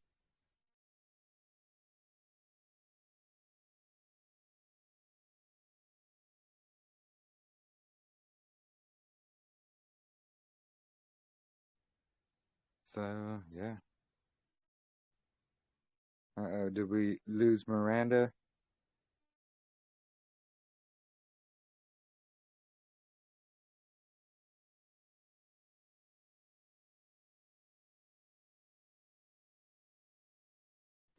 One question I've always had in my mind is what's it going to look like when there is something special that is coming that he's got happening? We're all on different timelines. Like to me, it's coming into the morning. It's on Friday morning. And you guys are in yesterday for me, and you're in the afternoon, coming into the evening. So like we're all, yes, we're on this flat plane, and the sun and the moon go around, and yeah, I'm sorry. Do you know what I'm trying to say? Like, how's that going to be looking for any possible last return? So like, I think that's why, the central location would be, his chosen land where Israel is. Because, that's where the Dead Sea Scrolls are. That's where the sons of Zadok were, right in that area. So I would think that would be, the main where we should be calibrating everything from. But Yeah. are Okay. scattered right now. Yeah, which would make sense for the second Exodus, so that we could be gathered back to one central location time, the correct one. Yeah. And that's what So this someone's going to be group is all sleeping. about. Yeah. So someone's going to be sleeping, someone's going to be having breakfast, someone's going to be, yeah, it's all going to be in our different time zones.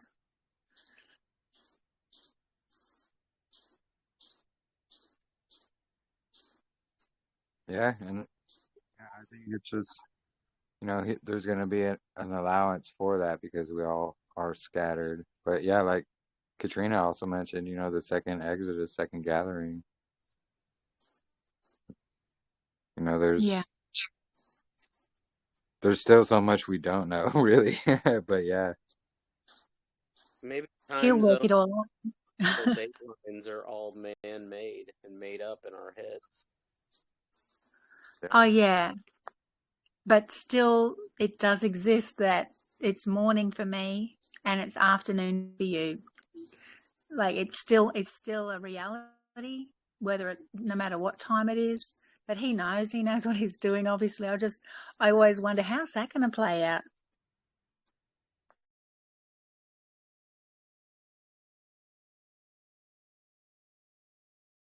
Yeah.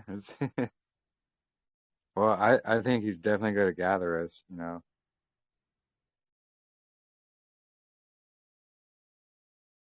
that second Exodus.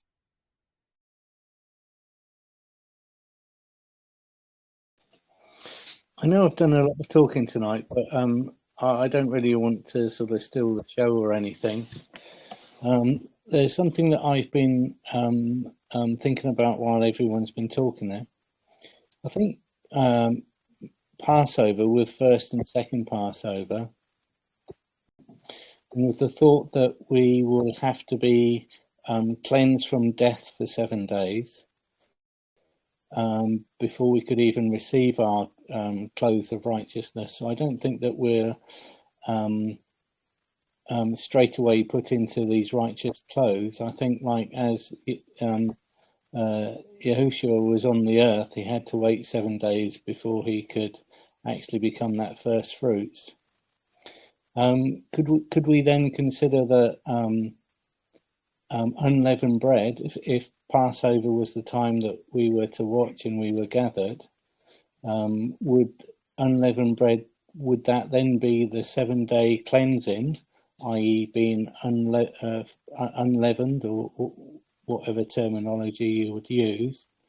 And for those that had missed the first chance to be sort of taken for whatever reason, then there would be a second chance for another group to be taken that didn't make the first taken, if you know what I mean, for that second Passover.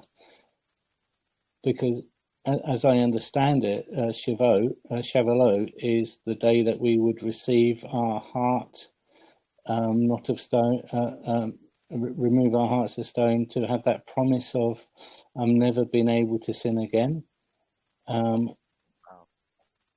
And I've also read somewhere, I can't remember where it is, where we will be watching from the clouds above to what happens to the judgment of everyone else. So I'm thinking that unleavened bread is the time that we go through that cleansing period where we receive our clothes of righteousness and then await for our heart of promise during Shavuot, and then watch the things that are going to be happening with judgment and things like that.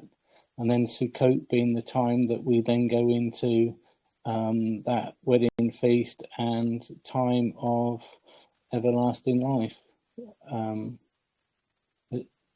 That's me just thinking out loud, but I'm, you know, in my mind, that's sort of using the appointed times as a picture of what may happen.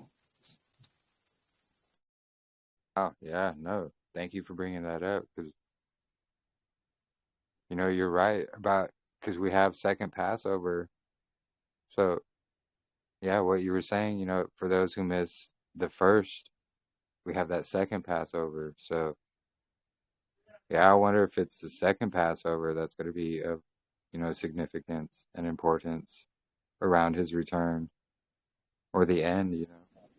No, I'm looking at the second Passover as a chance, a final chance for for the remaining people, perhaps that have seen the first Passover. Can you see where I'm coming from? Or perhaps during the first Passover they were traveling or they were doing something that doesn't sort of come into line with Torah, so then that they have that second Passover chance to be made righteous correctly by Torah before they're all given the heart that cannot sin. Yeah, yeah. No, thanks for bringing that up. Good point.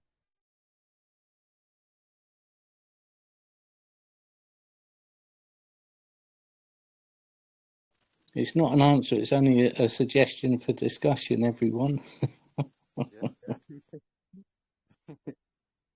No, I like it because that takes it to a, you know, deep level. You know, there is something more to, you know, the Passover and the second Passover. And I don't know, things are just coming together in my head, you know, that it's being mentioned and brought up.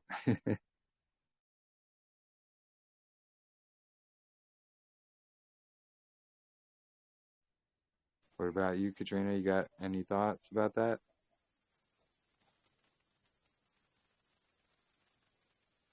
Don't we see unleavened bread as a period of cleansing and renewal? Yeah, yeah. The leaven, you know, representing the sin, and we're to get it out.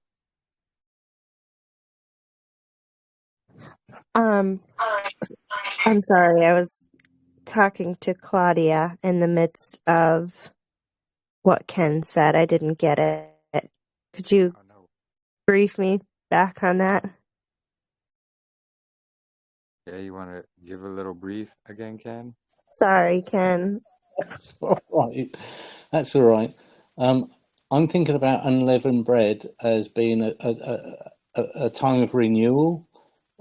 Here we are. We've puffed ourselves up from the year before, and we're trying to put ourselves back to a starting position through unleavened bread for facing the next year, basically facing this coming year.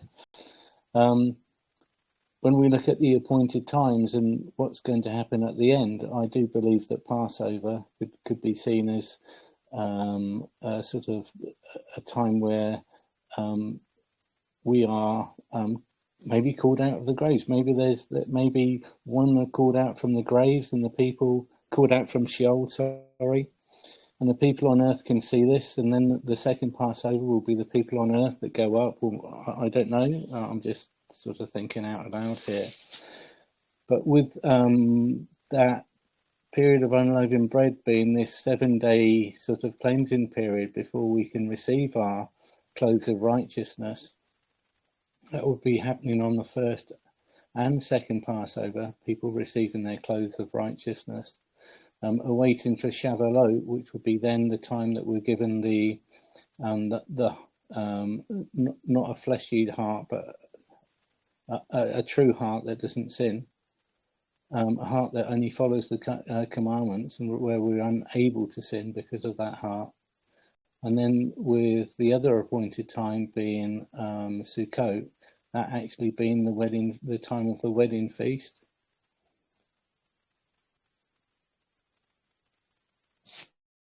Interesting. You know what stands out with that also is, sorry, babe, I forgot to tell you I was going to talk.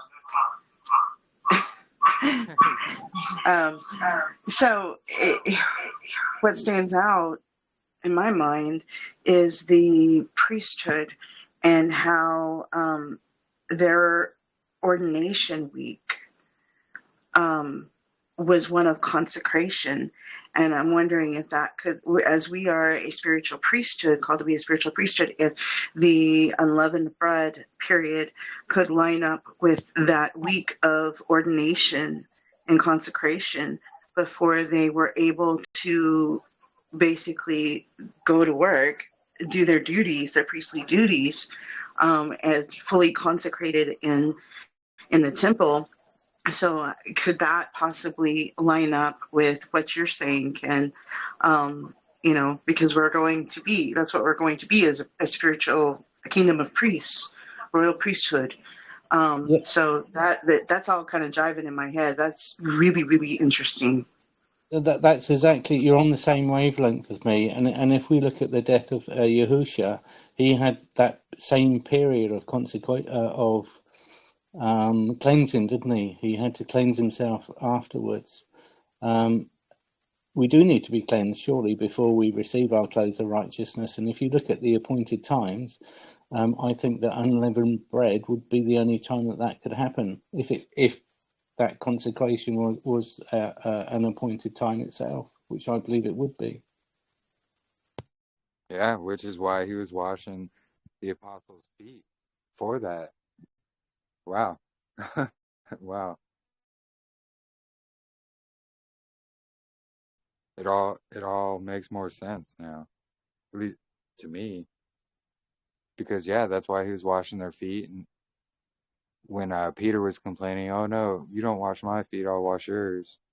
And he was like, "Well, you don't understand the importance of what I have to do here." And it's because, And he says, later you will understand. Yeah. He says, later you will understand. Yeah, good point, Jeremy. Yeah, and that's exactly why, because they had to take over here on earth, because he was taking over there in the Melchizedek in the heaven. Yeah, wow. It's all coming together even deeper now for me, Amazing.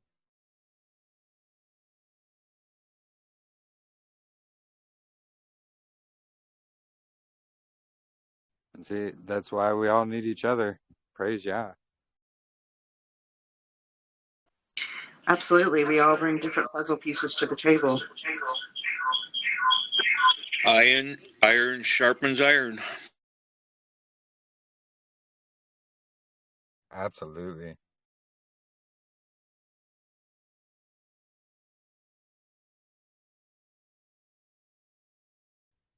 Yeah, so, yeah, unleavened bread, the leaven is what's signifying the sin.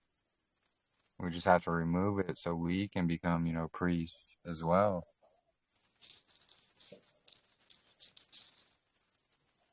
I'm surprised I haven't been blocked or kicked off this group for mentioning this. No, we agree. Well, Ken, you are welcomed. You are so welcomed. Anything. Please. I mean, it's tough because I'm sure we look very combative when we're online and going back and forth with people, but, when things make sense, they make sense. Yeah, and I think, because you can't get like feeling or emotion through a text or writings. So that's why it can appear combative and things, but it's really not. It's just, the passion and, all these things line up so well with what scriptures is saying.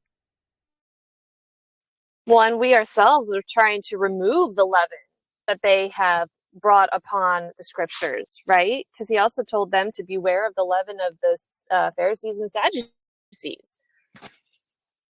It was them adding to it, so much so that it was harming the ones that they were teaching around them.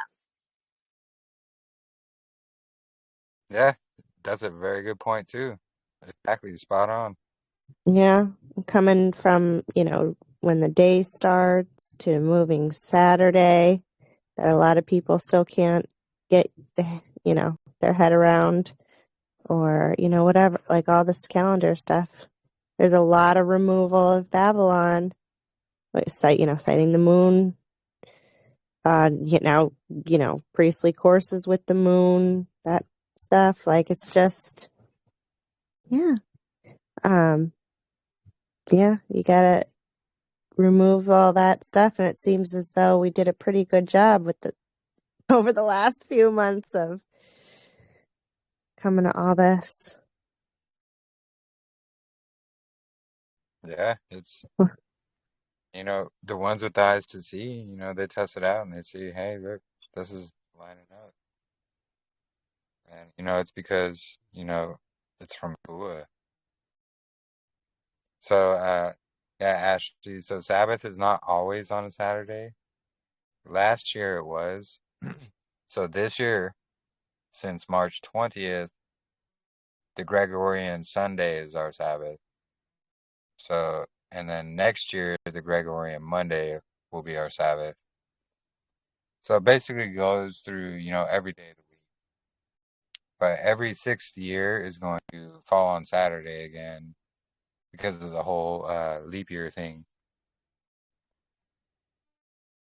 Uh, Weekly, yeah, no, this year is Sunday.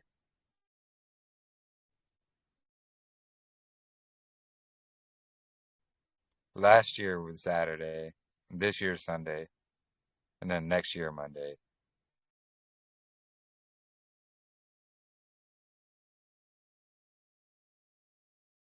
And yeah, like you said, Sumi, some aren't ready to see, and we can pray they will someday for sure.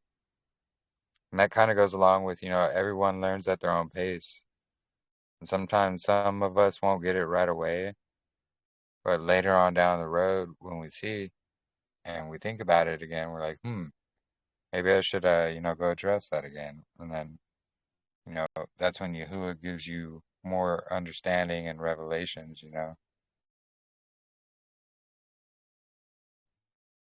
Yeah, every week this year is going to be on a Sunday for the weekly Sabbath, correct?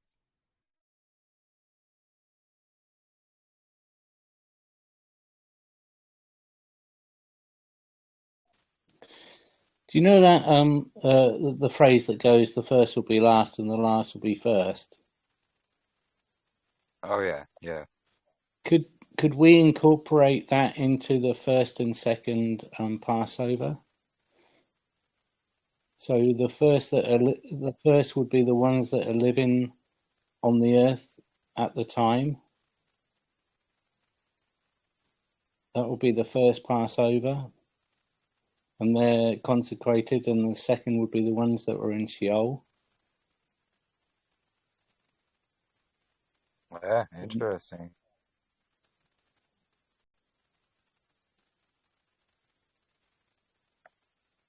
You bring up some good points, brother.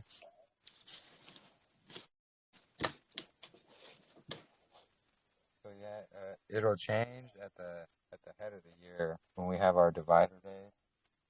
So after the last Sabbath of the year, 52 weeks of 7 days, we're going to have a divider day. And it's going to keep the weeks, like creation week, and the months lined up exactly. So the straight line shadow is going to be marking day 4 always, and it's marking when the sun, moon, and stars were created, and it's marking right there the head of the months as well. And so for it to always be marking day 4 of the week, we're going to have that divider day or 0 day that's going to, reset the whole thing for the next coming year. So basically, so that sun's analemma and from vernal equinox to vernal equinox is going to be a 365-day period. And, the sun's shadow or the sun's light, as the temple used it, is going to be, the sign of the sun that we're seeing in Jubilees chapter 2, verses 21. We're saying, I'll give you a sign to which to keep the Sabbath on the seventh day. And in Jubilees 2, verse 9, that sign is talking about the sun. The sun is a sign for the days, the weeks, the Sabbaths, months, years, Jubilees, and so forth. What date? March 20th.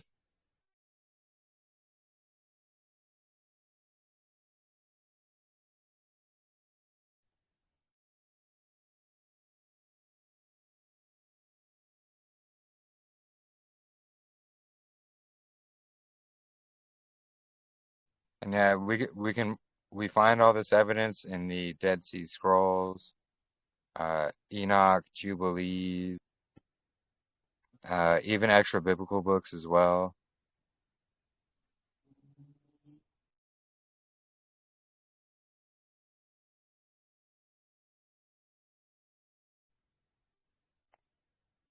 So dedicate 30 minutes or an hour to my husband Sunday to minister to him. He will be joining us. Yeah, absolutely. Yeah. No problem, Sister Sumi.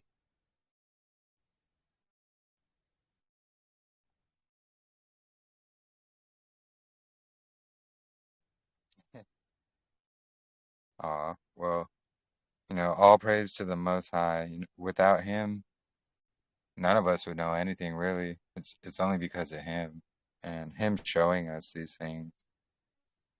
So, but yes, thank you, sister. We're all here to, teach others what we each have learned. And that doesn't mean, we're a teacher, but we're all required to spread this truth and this knowledge. So if we discover something, we have to be willing to spread it to others so the truth will be out there, But thank you. I appreciate that, sister.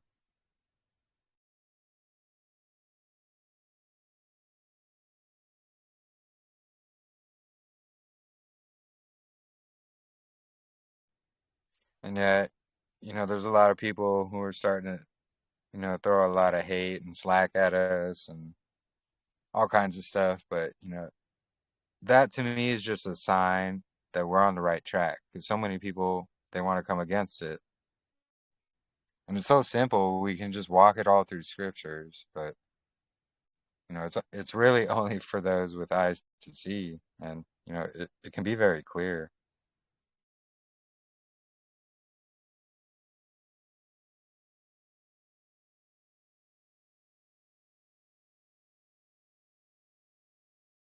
Well, I praise YAHUAH that my eyes were open to this group because I was in the dark.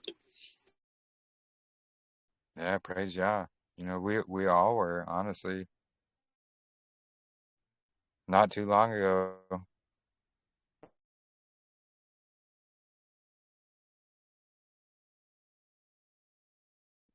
Yeah, absolutely. We don't come from Hillel. We come from Zadok. They were the ones charged to keep his calendar and his commands and his Sabbaths. It's right there, Ezekiel 43 and 44.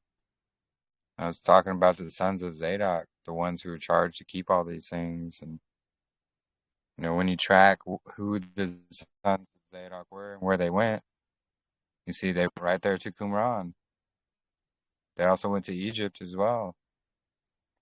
And then that's when you start seeing, you know, the connection with Messiah, because he went to Egypt when fleeing from Herod. So we're in Egypt, you know, that very Sons of Zadok community that was in Egypt at that very time. And then when he came back, he went to the Qumran community, the other Zadok community. Boom, right there.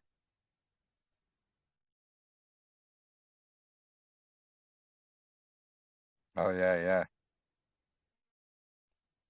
Yeah, no, me too, me as well. You know, I've been studying the Zadok calendar since like 2018, 2017, 2018, and you know, I didn't discover this until just, you know, a few months ago. And it wasn't me who discovered it. It was actually Katrina, but it was the Most High who revealed it to us all, you know.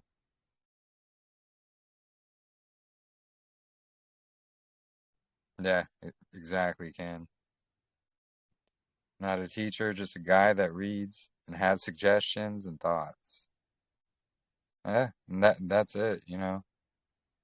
And that's what I say as well, you know, because people, they always want to call me a teacher and false teacher and this and that. And it's like, look, I don't claim to be a teacher. I'm just sharing the information I've come across through all my studies. And, you know, test it all for yourself to his word. Take it to YAHUAH always. You know, don't follow any man, really. You know, don't follow me, don't follow Nick, don't follow Aaron. You know, just test everything to his word and, you know, he will let you see the truth.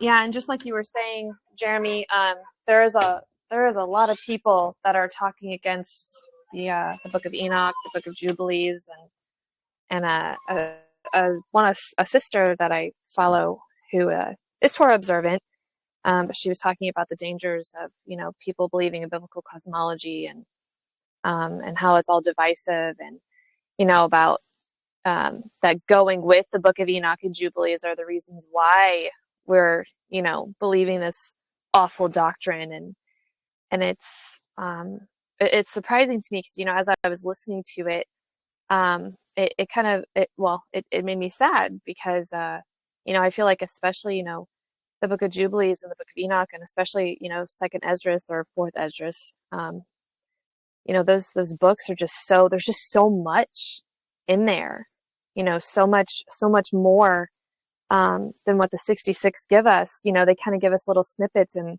we're kind of left like hanging a little bit, and it just provides a more broad picture of what the 66 books cover. And so it's surprising and disheartening to me that there are people who do not see it the way that we do, and it makes me just wonder, like I wonder why are there certain people that are drawn to these books and other people that just totally don't see what we see. Yeah, yeah. And that's true because, no matter how many times, people disagree with Enoch and Jubilees, and then you show them where Messiah is quoting Enoch, and they're just like, nah. And then, same thing with Jubilees. People have all these qualms. And before Adam's video, no one could ever show anything that was contradictory in Jubilees. And then Adam's video came along, and now people are just parroting what he was saying. And it's like, I literally, I have a video on my channel debunking everything Adam said, and even showing where, he cropped out a definition and replaced it with one that would fit his context more. So, I've already addressed all these, rebuttals people have had. It's like, look, Jubilees isn't saying what you were making it claim to say it says, you know.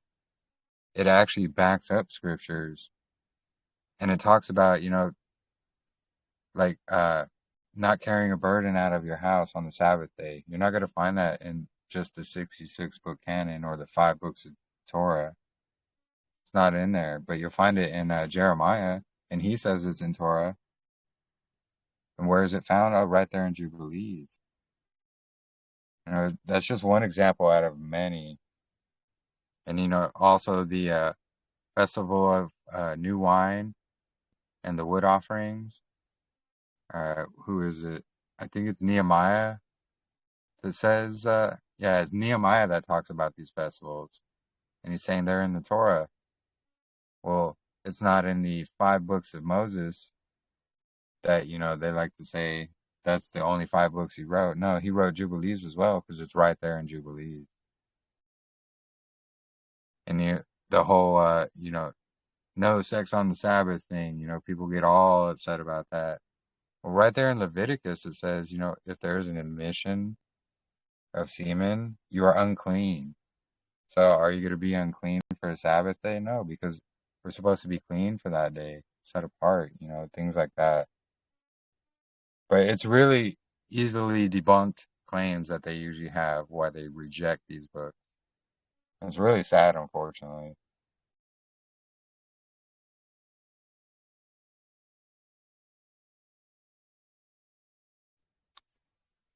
What day is second Passover?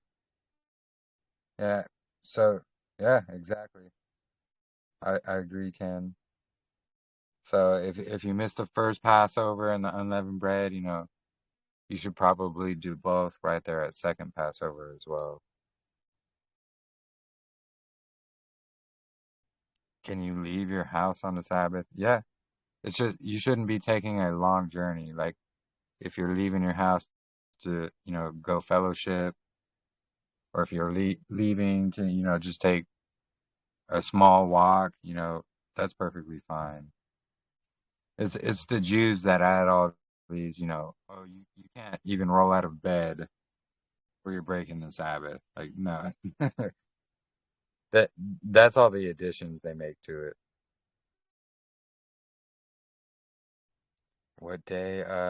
Let me check what day. Yeah, Ken's probably got it right. Yeah, 2nd of May.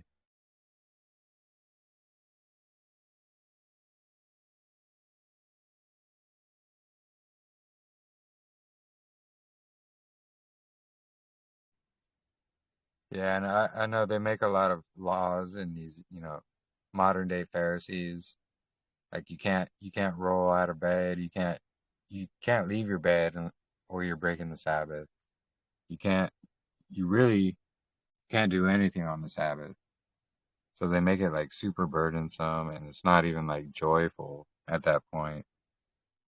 Because you know we're supposed to be, you know, having meals and a joyful day with YAHUAH, talking about YAHUAH. They refuse to say his name, so I mean, there's that.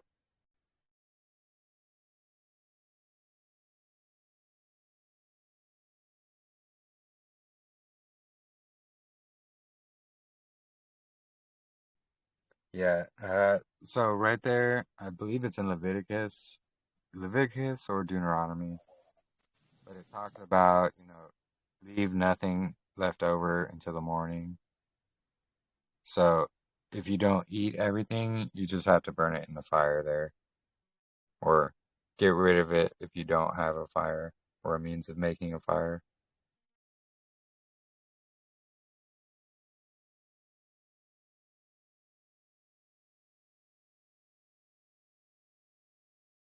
And I think that's just goes to show because, you know, they had to get out of Egypt. So I don't think they had room to, you know, take a bunch of leftovers. They just had to pack and go, you know. Same reason for the unleavened bread as well.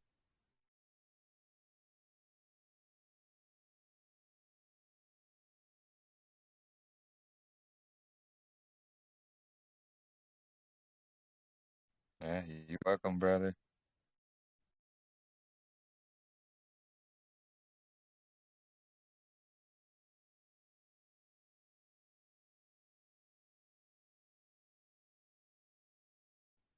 Yeah, it's good to see a couple new people here this week as well, asking some good questions.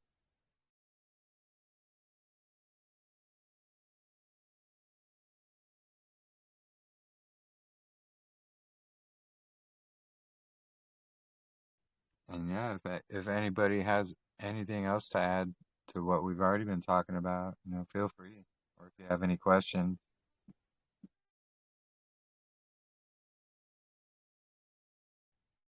yeah, exactly. Burn it before you bug out.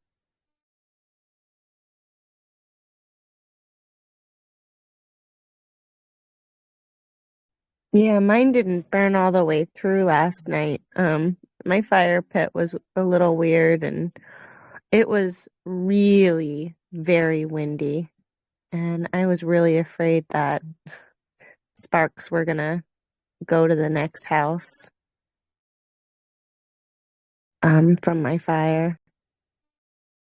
But they didn't burn down all the way, unfortunately. Well, I think that should be fine.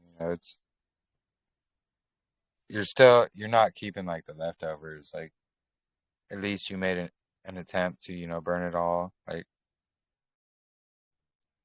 it, clearly you're not gonna eat it. So that's the important thing, really, I would think.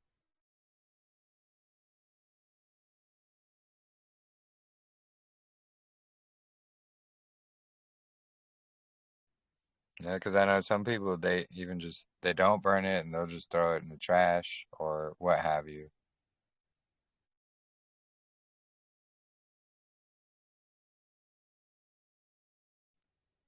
Your dog. Yeah, burn it so the Egyptians don't eat it. Yeah.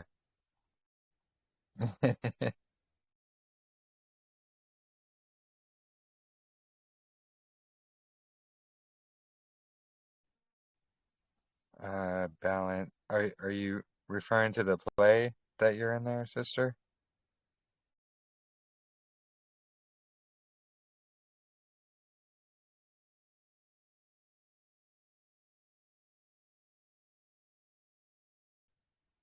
Yeah, correct. It's a meal only for the set apart. Yeah, exactly.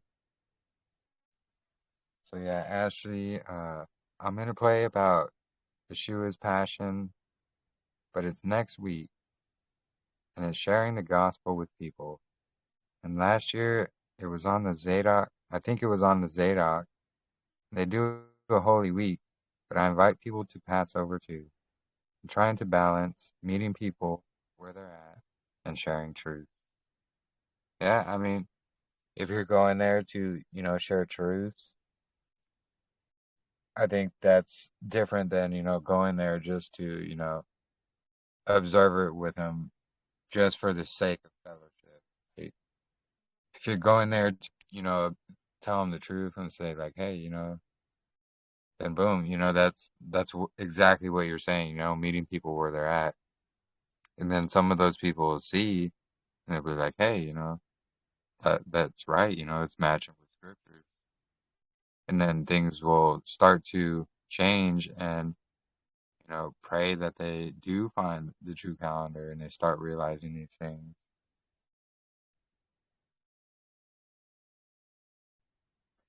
Lamb and rice frozen dinner. Never opened it. Do I have to throw it away? No, so if you didn't cook it or anything, that's what it's referring to.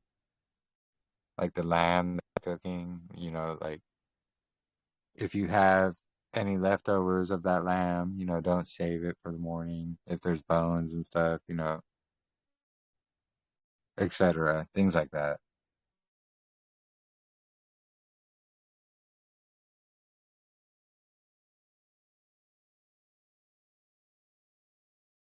Yeah, first Passover for the dead and living, second Passover for the survivors at the end of the 1,000 years. Yeah, Yeah, that's exactly what I was thinking about when you brought that up as well, brother.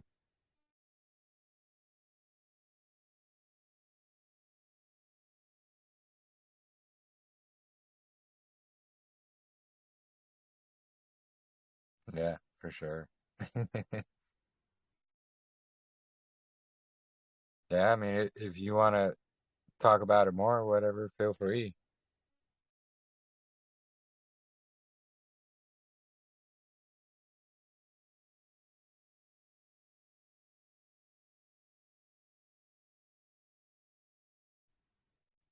Because, yeah, it's definitely, that's a perspective I didn't think about before. So, very, very interesting.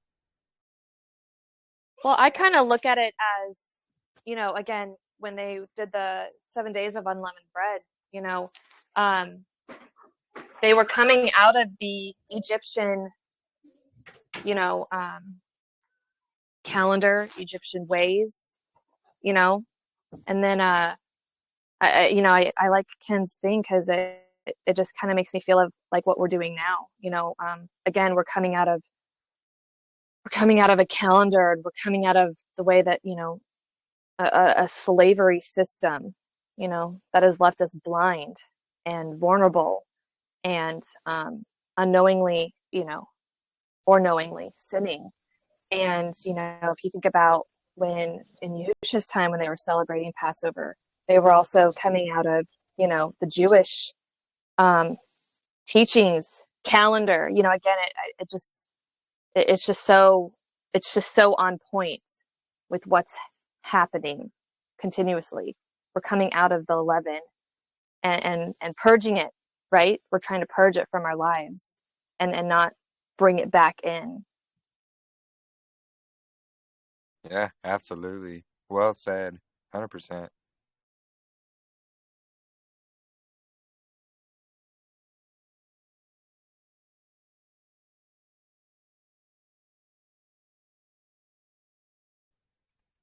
Yeah. Yeah, a lot of people, were unable to have a fire or, have some kind of grill or barbecue, and that's fine. We can, as long as we do our best to observe it, take it to the Father, pray about it. Just always include him in everything, and he's going to guide you to the right thing to do. Personally, I'm not sure that we should be. When we look at Yeshua and his the Last Supper, there was never any lamb mentioned, and I've spoken to loads of people about this. I think out of tradition, if we had flocks of herds and everything, herds, and we're all together and we're a group of people, then it would be easy for us to maybe grab a lamb and sort of roast it and then eat it during the night between all of us. I mean, it's quite a large animal, a lamb. When we look at Yeshua and the Last Supper, they were in a room. There was never any lamb mentioned. The only thing that was mentioned was bread and wine. Yeah, so there was lamb mentioned in Mark, Luke, and Matthew. Oh, was there? Was there really? Yeah, Oh, I do so apologize. I'm speaking out of turn. I'm really sorry. Sorry, I didn't realize there was. no worries. But yeah, they ask him. One of the disciples asked him, hey, where should we go and prepare the Where are we Passover? going to eat the Passover? Yeah, exactly. And I think they don't mention the lamb a whole lot there at the meal. It's because the bread. It's symbolizing the word of Yahuwah. Because man doesn't live on bread alone.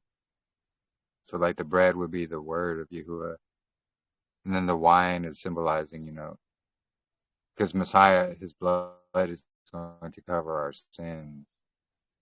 So I think that's why the bread and the wine are more focused on than anything else.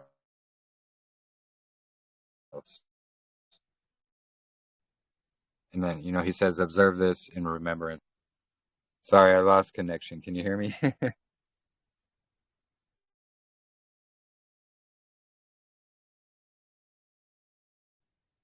Can you hear me? Sorry, I lost my connection as usual. Yep, I hear you. All right, awesome. Oh, your phone is low. Yeah, it does drain the battery a lot, but I always have to have mine on the challenge, the charger, the bathroom connection.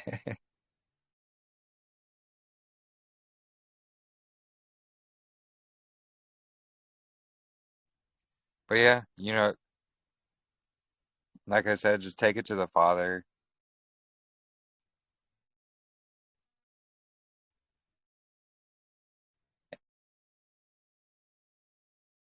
and he'll. All You're right, sorry, fading lost out control. now, Jeremy. Yeah, I don't, always when I talk. But yeah, just take it to the Father, really, and usually He'll lead you to His Word, and it can be found right in His Word.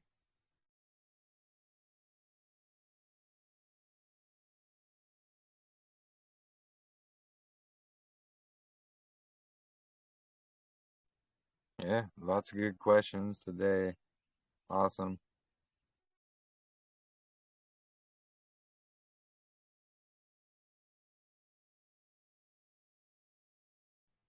Yeah, 2.5 hours so far, so not too shabby. I have a a baby who's very needy right now, but Jeremy, I'm usually on point with Jubilees. I'm just drawing I'm having a little bit of a brain fart. But there was a few days when when they left Egypt that it said that Prince Mastema was kind of like held back on their way into from Egypt. Do you remember what chapter and verse that was in Jubilees? Do you know what I'm talking about? I- Yeah, no, I know what you're talking about. I remember reading it. I don't remember exactly where that was, so it, it's got to be later. It's- I would say in the 20s would be my guess, because 17 and 18 is about Abraham. So then after that, it would be talking about, Egypt and Moses. Right. But I remember reading that, yes. I don't remember exactly where that's at. Okay, maybe I'll try to skim through my book real quick. Because I remember thinking how interesting it was that, again, it said that they held him back so that I guess they could get enough space between, Pharaoh and them. And then Yeah, I think he was let loose when the parting of the Red Sea happened, I want to say. yeah, because that's when, Pharaoh, he changed his mind after they were already gone. Mm-hmm. Yeah. Okay, I'm gonna look for it real quick. Yeah, yeah, for sure.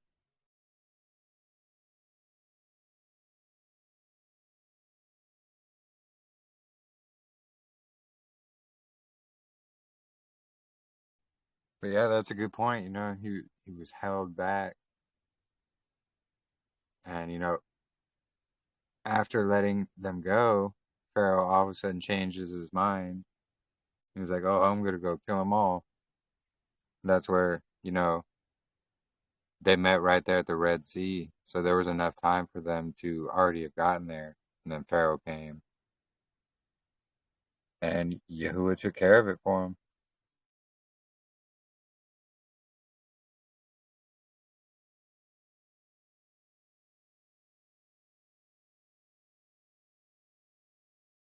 And that's the thing about Jubilees too. It goes into, like, greater detail about all these events and, you know, specific dates, things like that. It's really awesome. I don't know why they call it little Genesis. It should be big Genesis.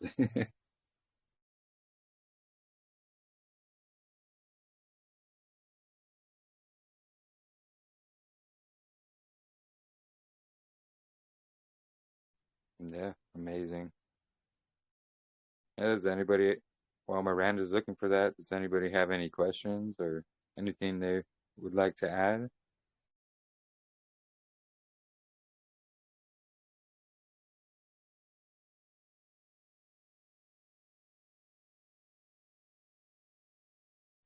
I know there's a few people that are typing as well, so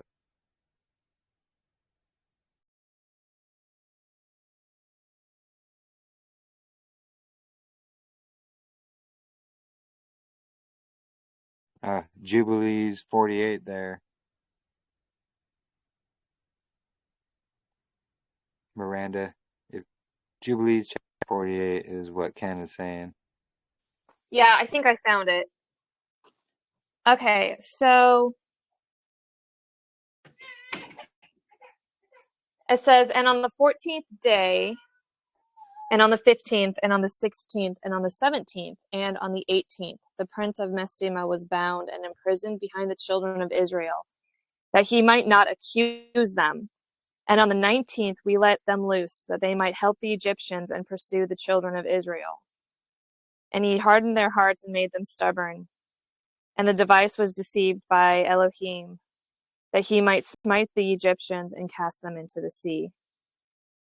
And on the 14th, we bound him, that he might not accuse the children of Israel on that day, when they asked the Egyptians for the vessels and garments and vessels of silver and vessels of gold and vessels of bronze, in order to despoil the Egyptians in return for the bondage in which they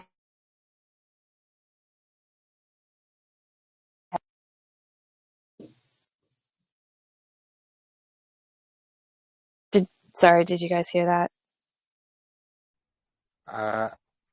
It was breaking up a little bit for me, but I think it was just my signal. I'm sure. No, it broke up a little bit there at the end for me too. Okay, I'll reread it and I'll try to. Sorry, hold on. Let me see if I can.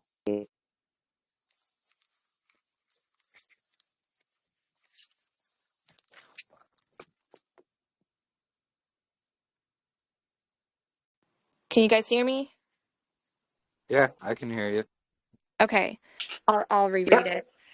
And on the 14th day, and on the 15th day, and on the 16th, 17th, 18th, the prince of the Mastema was bound and imprisoned behind the children of Israel, that he might not accuse them. And on the 19th, we let them loose, that they might help the Egyptians and pursue the children of Israel. And he hardened their hearts and made them stubborn, and the device was devised by Elohim, that he might smite the Egyptians and cast them into the sea. And on the 14th day we bound him, that he might not accuse the children of Israel on that day, when they asked the Egyptians for the vessels and garments and vessels of silver and vessels of gold and the vessels of bronze, in order to despoil the Egyptians in return for the bondage in which they had forced them to serve.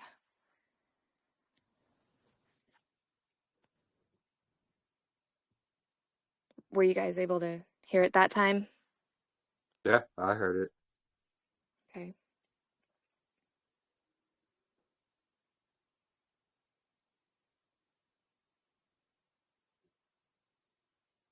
So it's interesting that they were bound, that he was bound on those days. Yeah, I know, right?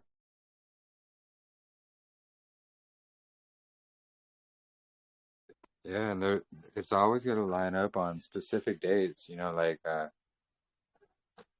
the day of the flood, the 17th, the second month or whatever. Yeah.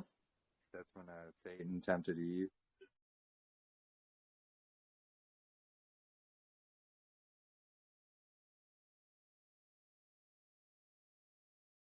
Yeah, very interesting.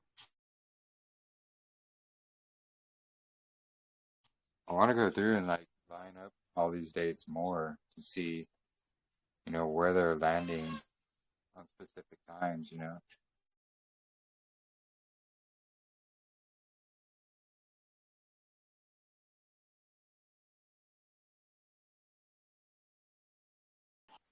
That would be a fascinating concept to include in some kind of devotional where each day's devotional would include like everything that happened during that day of the year. Yeah, yeah, good idea. Well, and on those days where he was bound, again, those are the days of, unleavened bread. So it's kind of like, giving us that chance to get that leaven out without him being, present, if that makes sense. Yeah, yeah. And yeah, was he held until the 19th? Yes. Yeah, the day after the resurrection. Wow. Same as Messiah.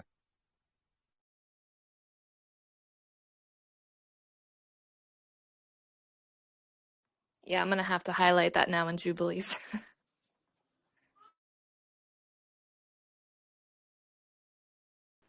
Thank you so much for pointing that out. Yeah, thank you. Truly.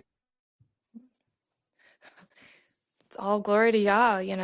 I read Jubilees a lot, and I actually plan to go through it again. But it's conversations that we all have together that just makes me think of the certain little tidbits that I remember from Jubilees. And it's, again, that's why I love these books, because it really gives more of a perspective and more of a better understanding, clearer picture. And I absolutely love it. Yeah, praise YAHUAH.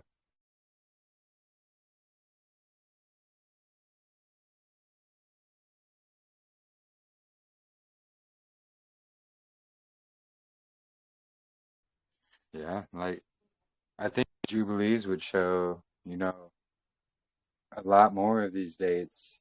And I kind of do want to go and connect them, see where they line up, with the timeline of, Genesis, Jubilees, things like that, other important dates.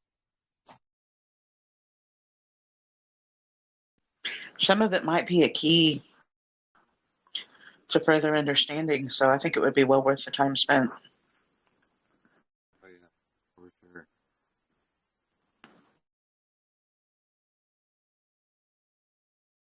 Would he be held again until the 19th?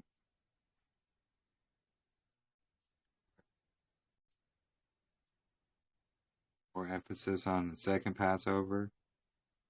Yeah, interesting. Good question.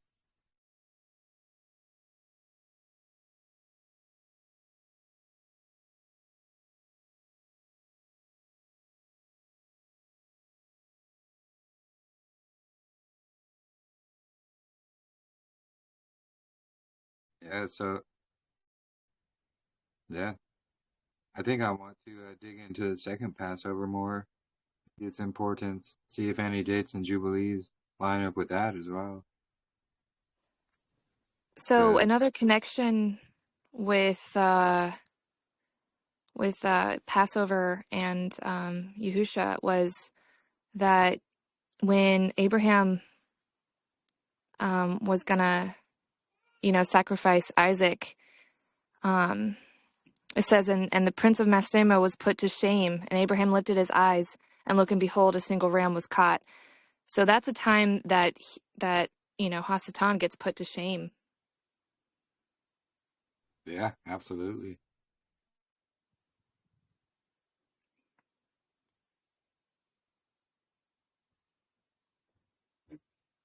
It's not a good Wow. time of the year for him. Yeah. Yeah, no, definitely not. That's probably why he, tries to hide it so much. Which makes sense why, one, they follow the moon for Passover. And then, you think about mainstream Christianity with Easter, to totally try to redirect all of it. Yeah, exactly. They make it all about Easter and everything like that. He resurrected there on Sabbath day, Sister Ashley.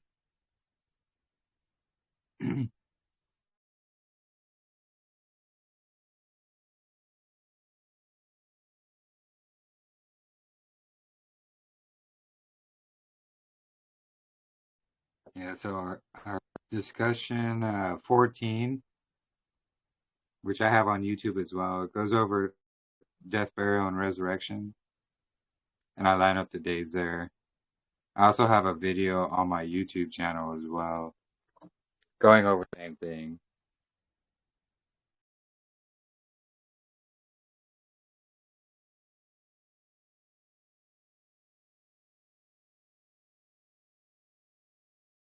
Yeah, the 17th of the second month, that's when he tempted Eve, yeah.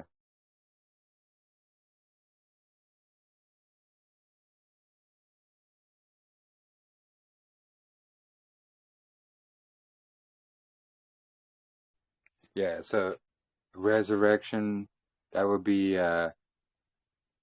actually day one of this week on the Zadok calendar.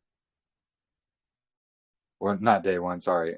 He resurrected, sorry, resurrected on the Sabbath day. And then day one was when Mary came to the tomb.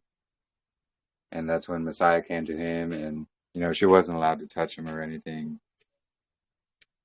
But yeah, we have a couple of videos explaining it there. But yeah, specifically discussion 14, we go over it. It's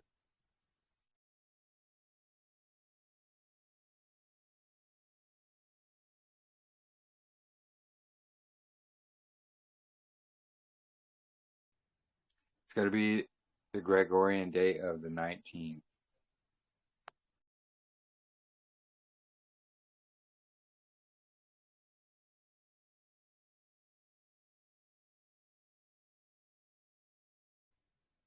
Sorry, not Gregorian, Zadok date of the 19th.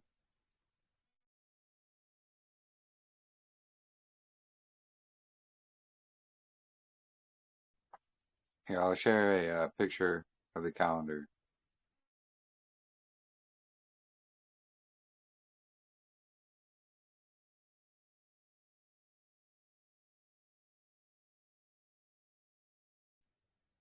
Yeah, Eve was tempted the 17th. It was the 17th of the second month, I believe. Yes, and that was also after they had completed complete 7 years in the garden. Yeah, yeah.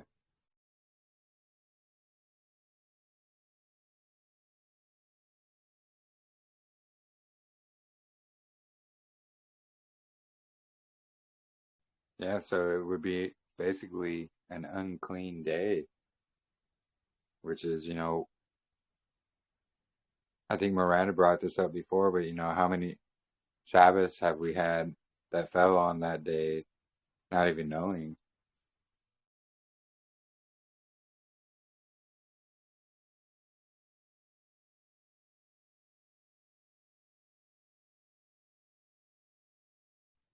Lots of good questions today.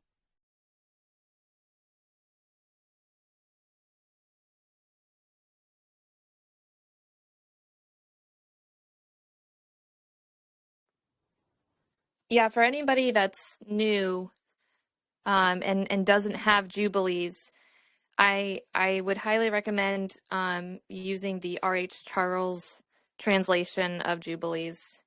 It's a lot more clear.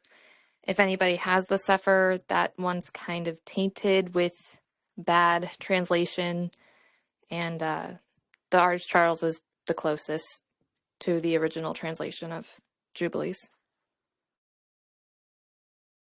Yeah, I second that for sure.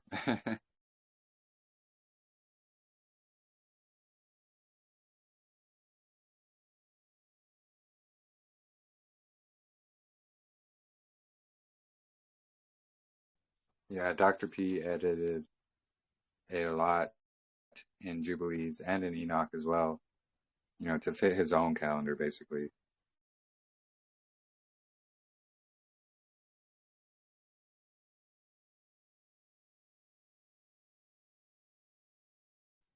when you call him out for it, he's like, he always has some excuse, like, oh, I had a overzealous translator, or some other reasoning or excuse he's always got. Which I feel like the excuse of overzealous is not really an excuse. If you were overzealous, you wouldn't put any false translation. You would only be including the true.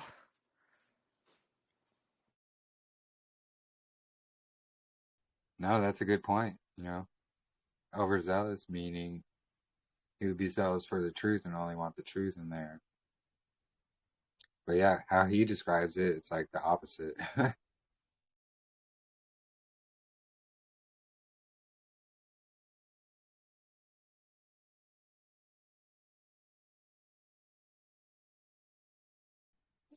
Which that kind of reminds me, because I was actually going to clip that part in my video where I show Adam, changing the definitions of a word. I haven't had a chance to do that. I only thought about that this morning, but yeah, I was going to clip that out of my video I have. And just say, hey, be careful of false teachers. And, Dr. P is part of that crowd as well, of false teachers. Man, Jeremy, you really should do that. You should really clip that, because like I said, it makes me really sad that there's so many people. He's got, man, I looked at how many people follow his channel, and it's 23 million views of his channel. Yeah. And that you don't have to be a subscriber to watch and see his videos. And it shows, like, if you go to like the info on how many views his channel has gotten, and it's 23 million. That's a lot of people. Yeah, that's a whole lot.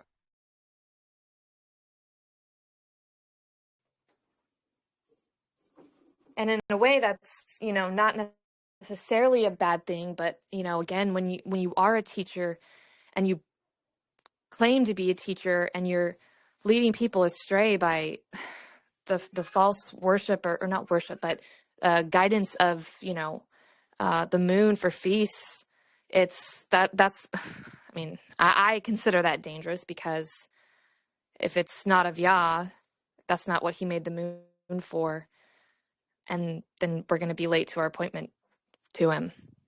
Yeah, exactly. And yeah, if he actually calls himself a teacher, and the thing is if he's willing to, crop out a definition and insert one that better fits his point of view, that it's dangerous, very dangerous. How many people are going to be led astray and are being led astray because of that?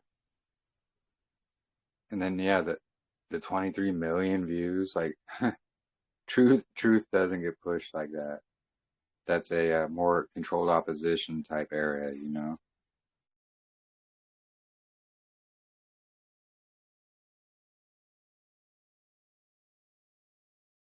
Yeah, exactly, Sumi. They're the ones telling us we're on the Broadway that leads to destruction. Really, they are the Broadway that leads to destruction.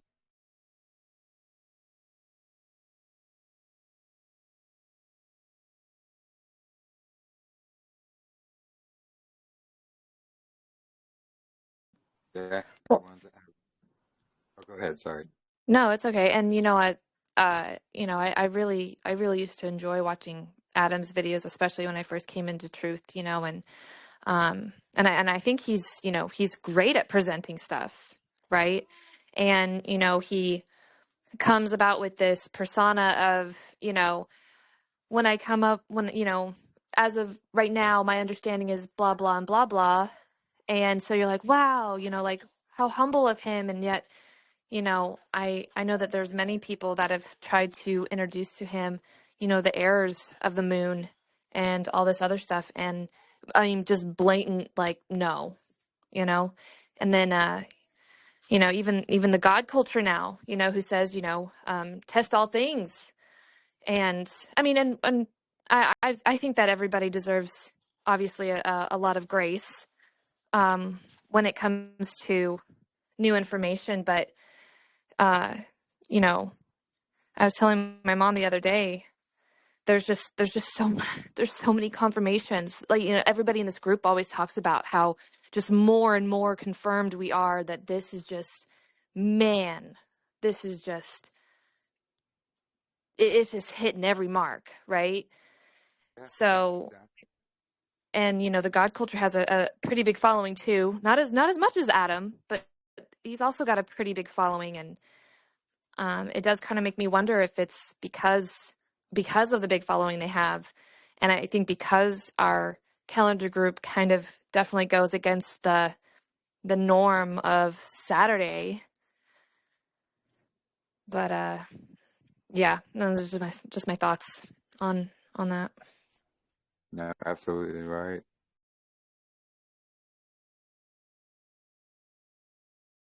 You know, that's the thing, and we go to all these people and we show these things like, hey, look,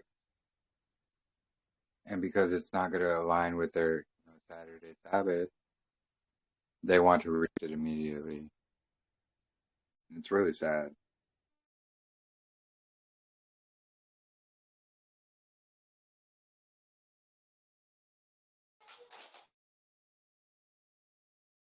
Yeah, yeah.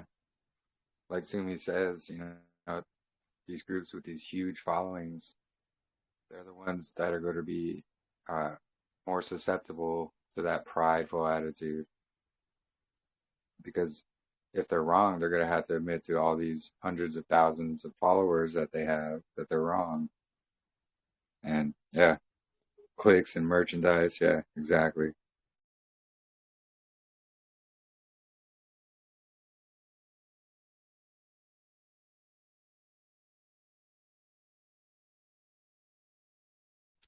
Yeah, and we got quote unquote teachers that are selling their study notes and things like that for outrageous prices, and they're basically making money off YAHUAH's work, which should be free.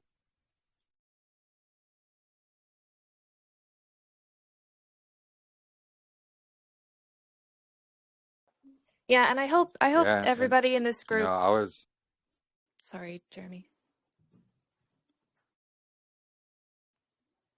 Sorry, Jeremy. Go ahead. I didn't mean to interrupt you.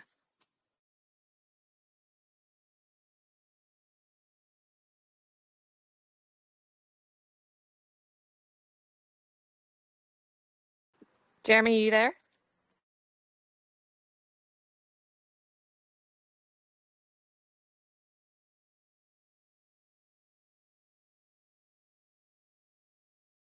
oh sorry, did I lose you? Yeah, we couldn't hear you for a second there. Sorry for interrupting you before. No worries. So, but it basically, anyways, when I was at with Remnant House, Peter Michael Martinez, that's when I found they were connected behind the scenes. So I started mentioning things online, just small hints, and that's when brothers and sisters would come to me privately and start telling me their personal experience they had with his camp,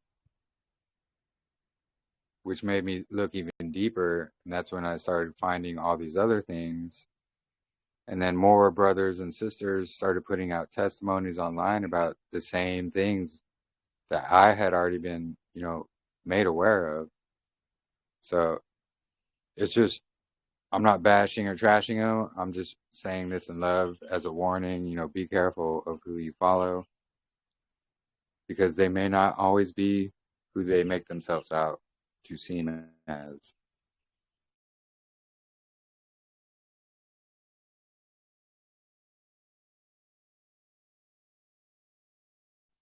So yeah, I do keep him in my prayers to hope that he does, see this truth and understand, he needs to repent 100% because, cropping out definitions of words and inserting one that fits, your theology, that's not the kind of truth. That's not truth at all. That's not the kind of truth I want to be shown. And, the only reason I found that he did that was because that's what I do. I test everything. So I went to that definition, the same thing, and I was like, wait, I don't see this definition here that he's showing on screen. So then a closer look, you could see, where he cropped it out and inserted it. But yeah, it's really sad, truly.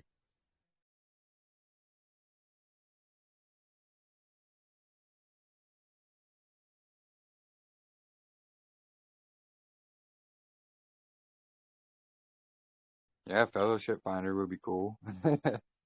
Um, I don't know how to even go about doing that though, but Fellowship Finder would be pretty cool.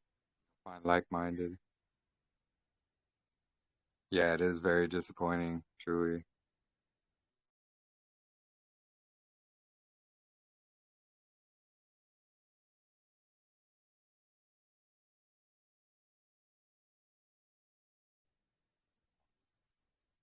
Yeah, but it's disappointing and it's hard to talk about sometimes because people when you talk about it, they want to think you're bashing and trashing them. It's like that's not my intent. My intent's only just to warn and say, hey, check it out for yourself. Go view the testimonies for yourself, and then take it to YAHUAH. But yeah, no, trust me, it was disappointing for me as well. It was pretty heartbreaking because I had been following him for a while, but when I first started finding these things out, it was sad. And then I was a part of his like he has a moderator email list basically. I was part of that for a while. And they would always talk behind the scenes like, oh, if there's any comments that go against what Adam's saying, block them, get rid of them. It was basically just a ploy to, silence anything that went against Adam. And when I saw that, yeah. So I do pray for him.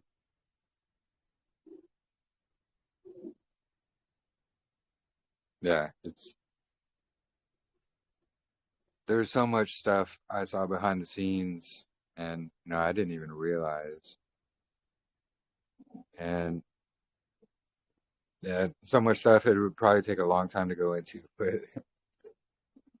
yeah, I do want to. I'm gonna get that part out of my video, or not out of it, but clip it and then share it, just to show, like, hey, look, this is a person willing to change definitions of words just to have his theology fit, and this isn't the kind of truth anybody is searching for.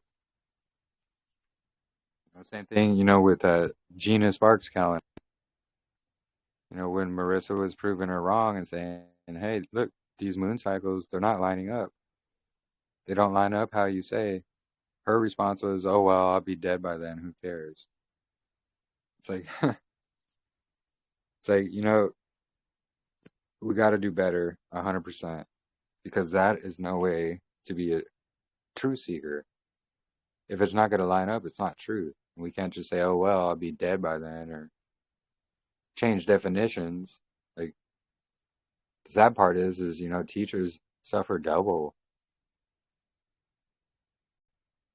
And I know he knows about that. So the fact he's willing to do these things and others are willing to do other things, knowing that, it's really scary, honestly.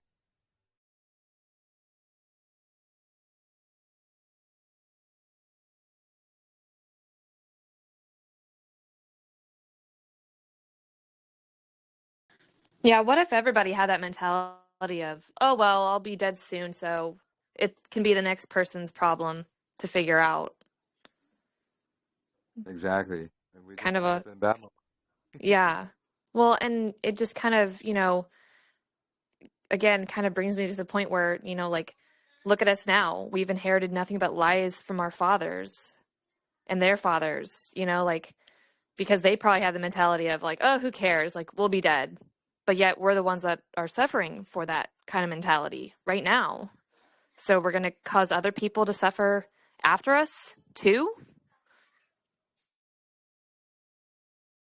Yeah, exactly. Like, what if Moses had that mentality? We wouldn't have any truth to go by. What if Enoch had that Yeah, mentality? yeah, right? What if Like, Messiah? What if Messiah had that mentality? Like yeah, like it's not any kind of truth to have that kind of mentality for sure. and it's also lazy. Yeah, it absolutely is. Like lukewarm lazy. Like, I did a tiny bit of research and you know, it lines up according to me, so I'll just share it.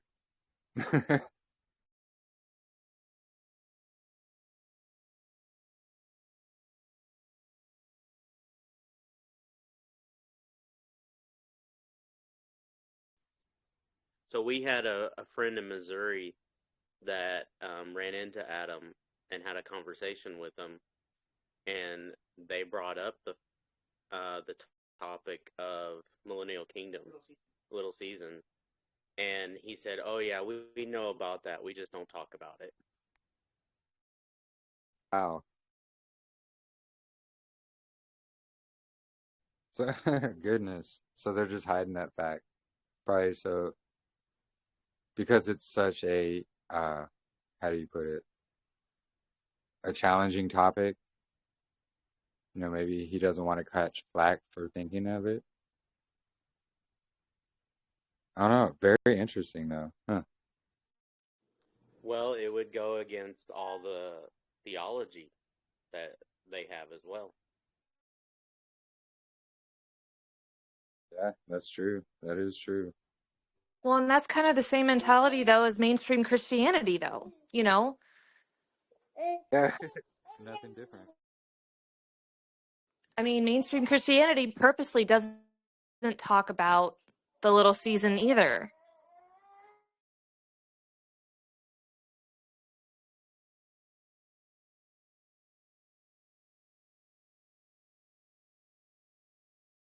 Again, I think people forget that, you know, little season, even though it's not mentioned it's not mentioned a lot. It's still, it is biblical.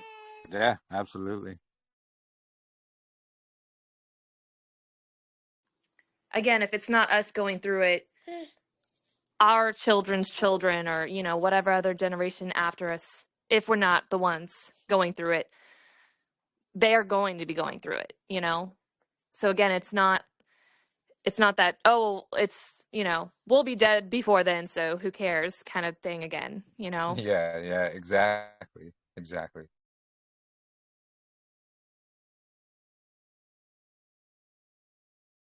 That's the whole argument of the enemy, to divide families and to get kids to move away from their parents when they're 18, to move out of the house.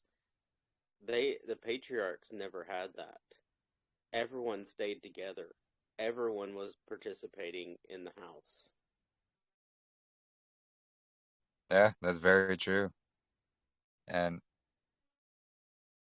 yeah, because everybody had a part to play in, maintaining everything and, doing the crops, taking care of the animals, things like that.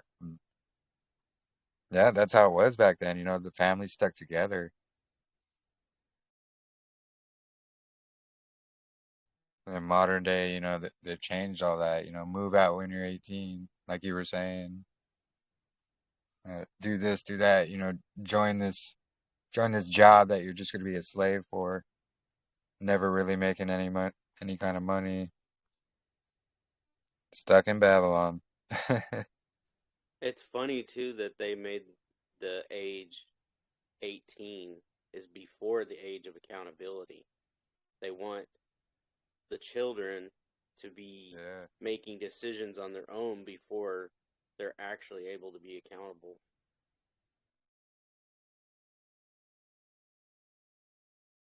Yeah, exactly. And I think they did that on purpose.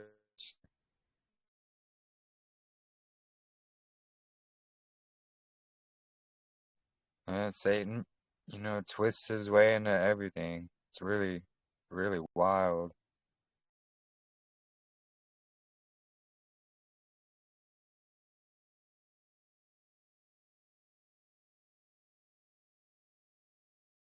Yeah, so interesting stuff.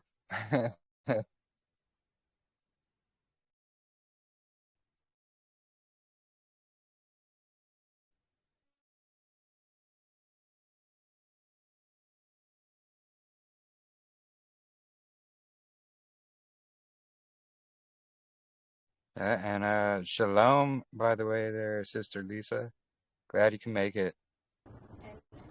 Thank you. Yes. Shalom, everyone. I pray your Passover and unleavened bread is going well.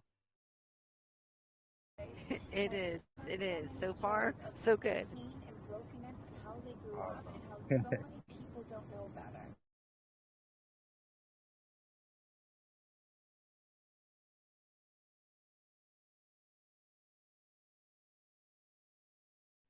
Yeah, we're missing Katrina and Marissa.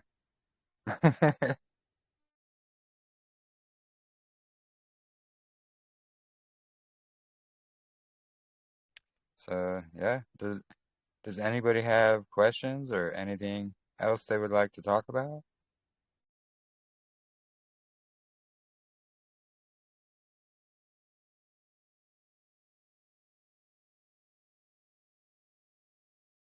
And hey, shalom there, Timothy. Glad you can join as well. Pray you enjoyed your Passover and unleavened bread as well. Hey, yeah, definitely. It was great time with other people.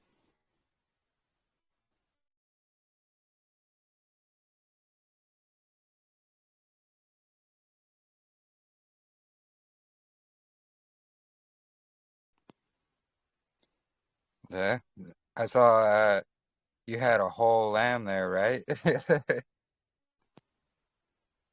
Yeah, the whole lamb got butchered and yeah, roasted in the big oven there. It was great.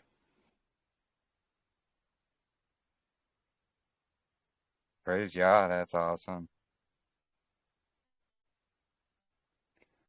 I thought this year I was going to be having Passover by myself, but no, we had about 20 people there, I suppose. It was great. Wow, that's quite the turnout. Wow.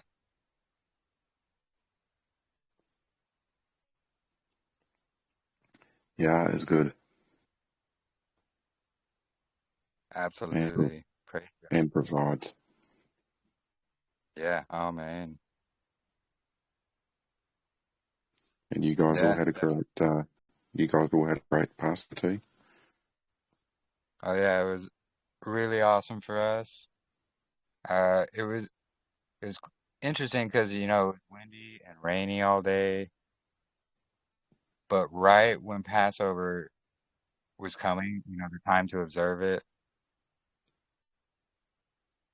boom, it was all cleared up. No rain, no wind, no nothing. There was actually, the sun was shining right through this break in the clouds. It was really awesome. Praise Yahuwah. Yeah, hallelujah. Yeah, it's good. He looks after his people. We had the opposite, Jeremy. Right when our Passover was starting, we had tornadoes coming through. Yeah. That's what Rebecca was saying. Yeah, a tornado came right through. But praise Yah, you guys were all protected.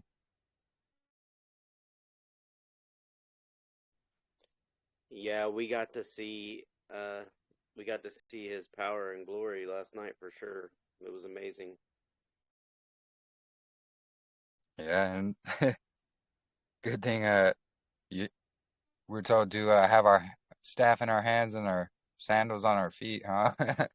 For reasons just like that. But yeah, praise Yah. It's just it shows his protection for his people that he's willing to give.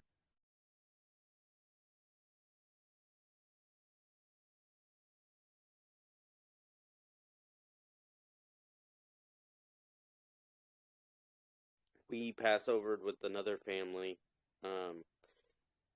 They're not on this calendar yet, but they are searching and seeking, and it was a huge testimony for them to see the storm and how we reacted to it, and just moments before we started praying for all the people and family that we know in this area to keep everyone safe, and it was just amazing. Praise Yah. Awesome.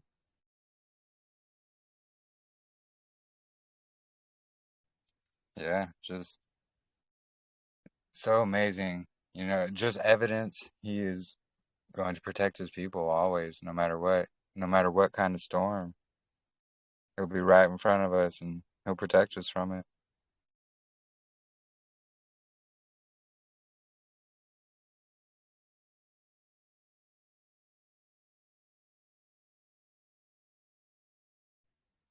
Oh yeah. Glad everybody can make it here today, you know, for the fellowship, and, you know, to give their stories and testimonies too. Praise Yah. But yeah, if nobody has any other questions or anything they'd like to add, think think we might end it there. 'Cause we've been at it 3 hours 20 minutes basically. So, always a good fellowship.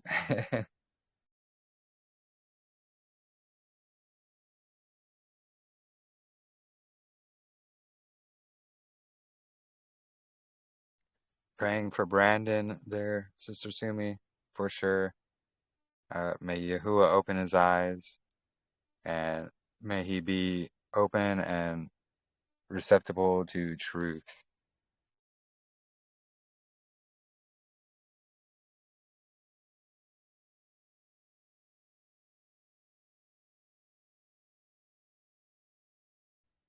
Yeah, just remember, you know, plant those seeds and then pray, and causes them to look into it deeper and just make those confirmations, the same confirmations we got. I'll definitely keep. Yeah, Jeremy, thank you for scheduling. Thank you for scheduling a call so that we could all get together and connect. Yeah, absolutely. I always enjoy it. I love our fellowship together. Yes.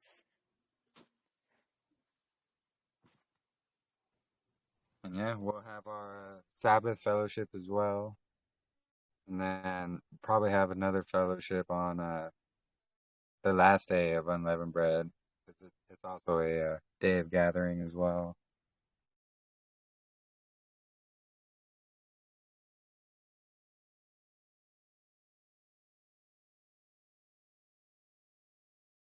But yeah, it's definitely a beautiful thing, dwelling together in unity. We won't forget you there, Sister Sumi. Do not worry. I will definitely keep you in my prayers, and I'm sure all of us here will be keeping you in our prayers as well.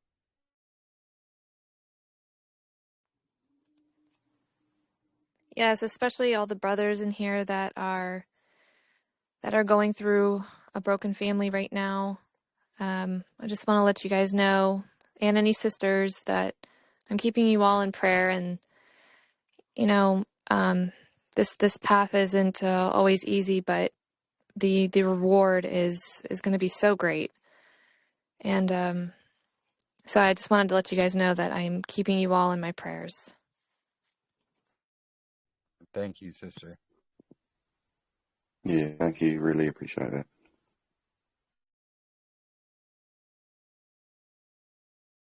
Yeah, and I will be doing the same for all of us, you know.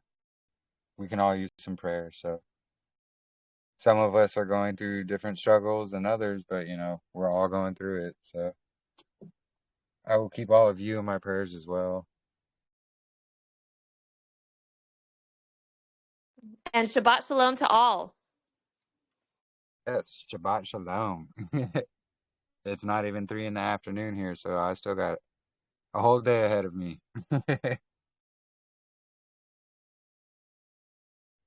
Probably go to the park or something with Alan. But yeah, thank you everybody for joining. I'm glad you all can make it here, and I'm truly thankful for this fellowship we have.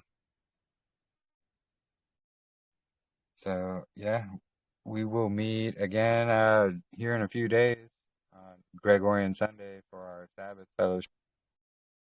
And I pray to see all of you there as well for another amazing gathering. Shabbat shalom. Shabbat shalom. But Awesome. Shabbat shalom, everyone. Thank you. Welcome. Shabbat shalom, everybody.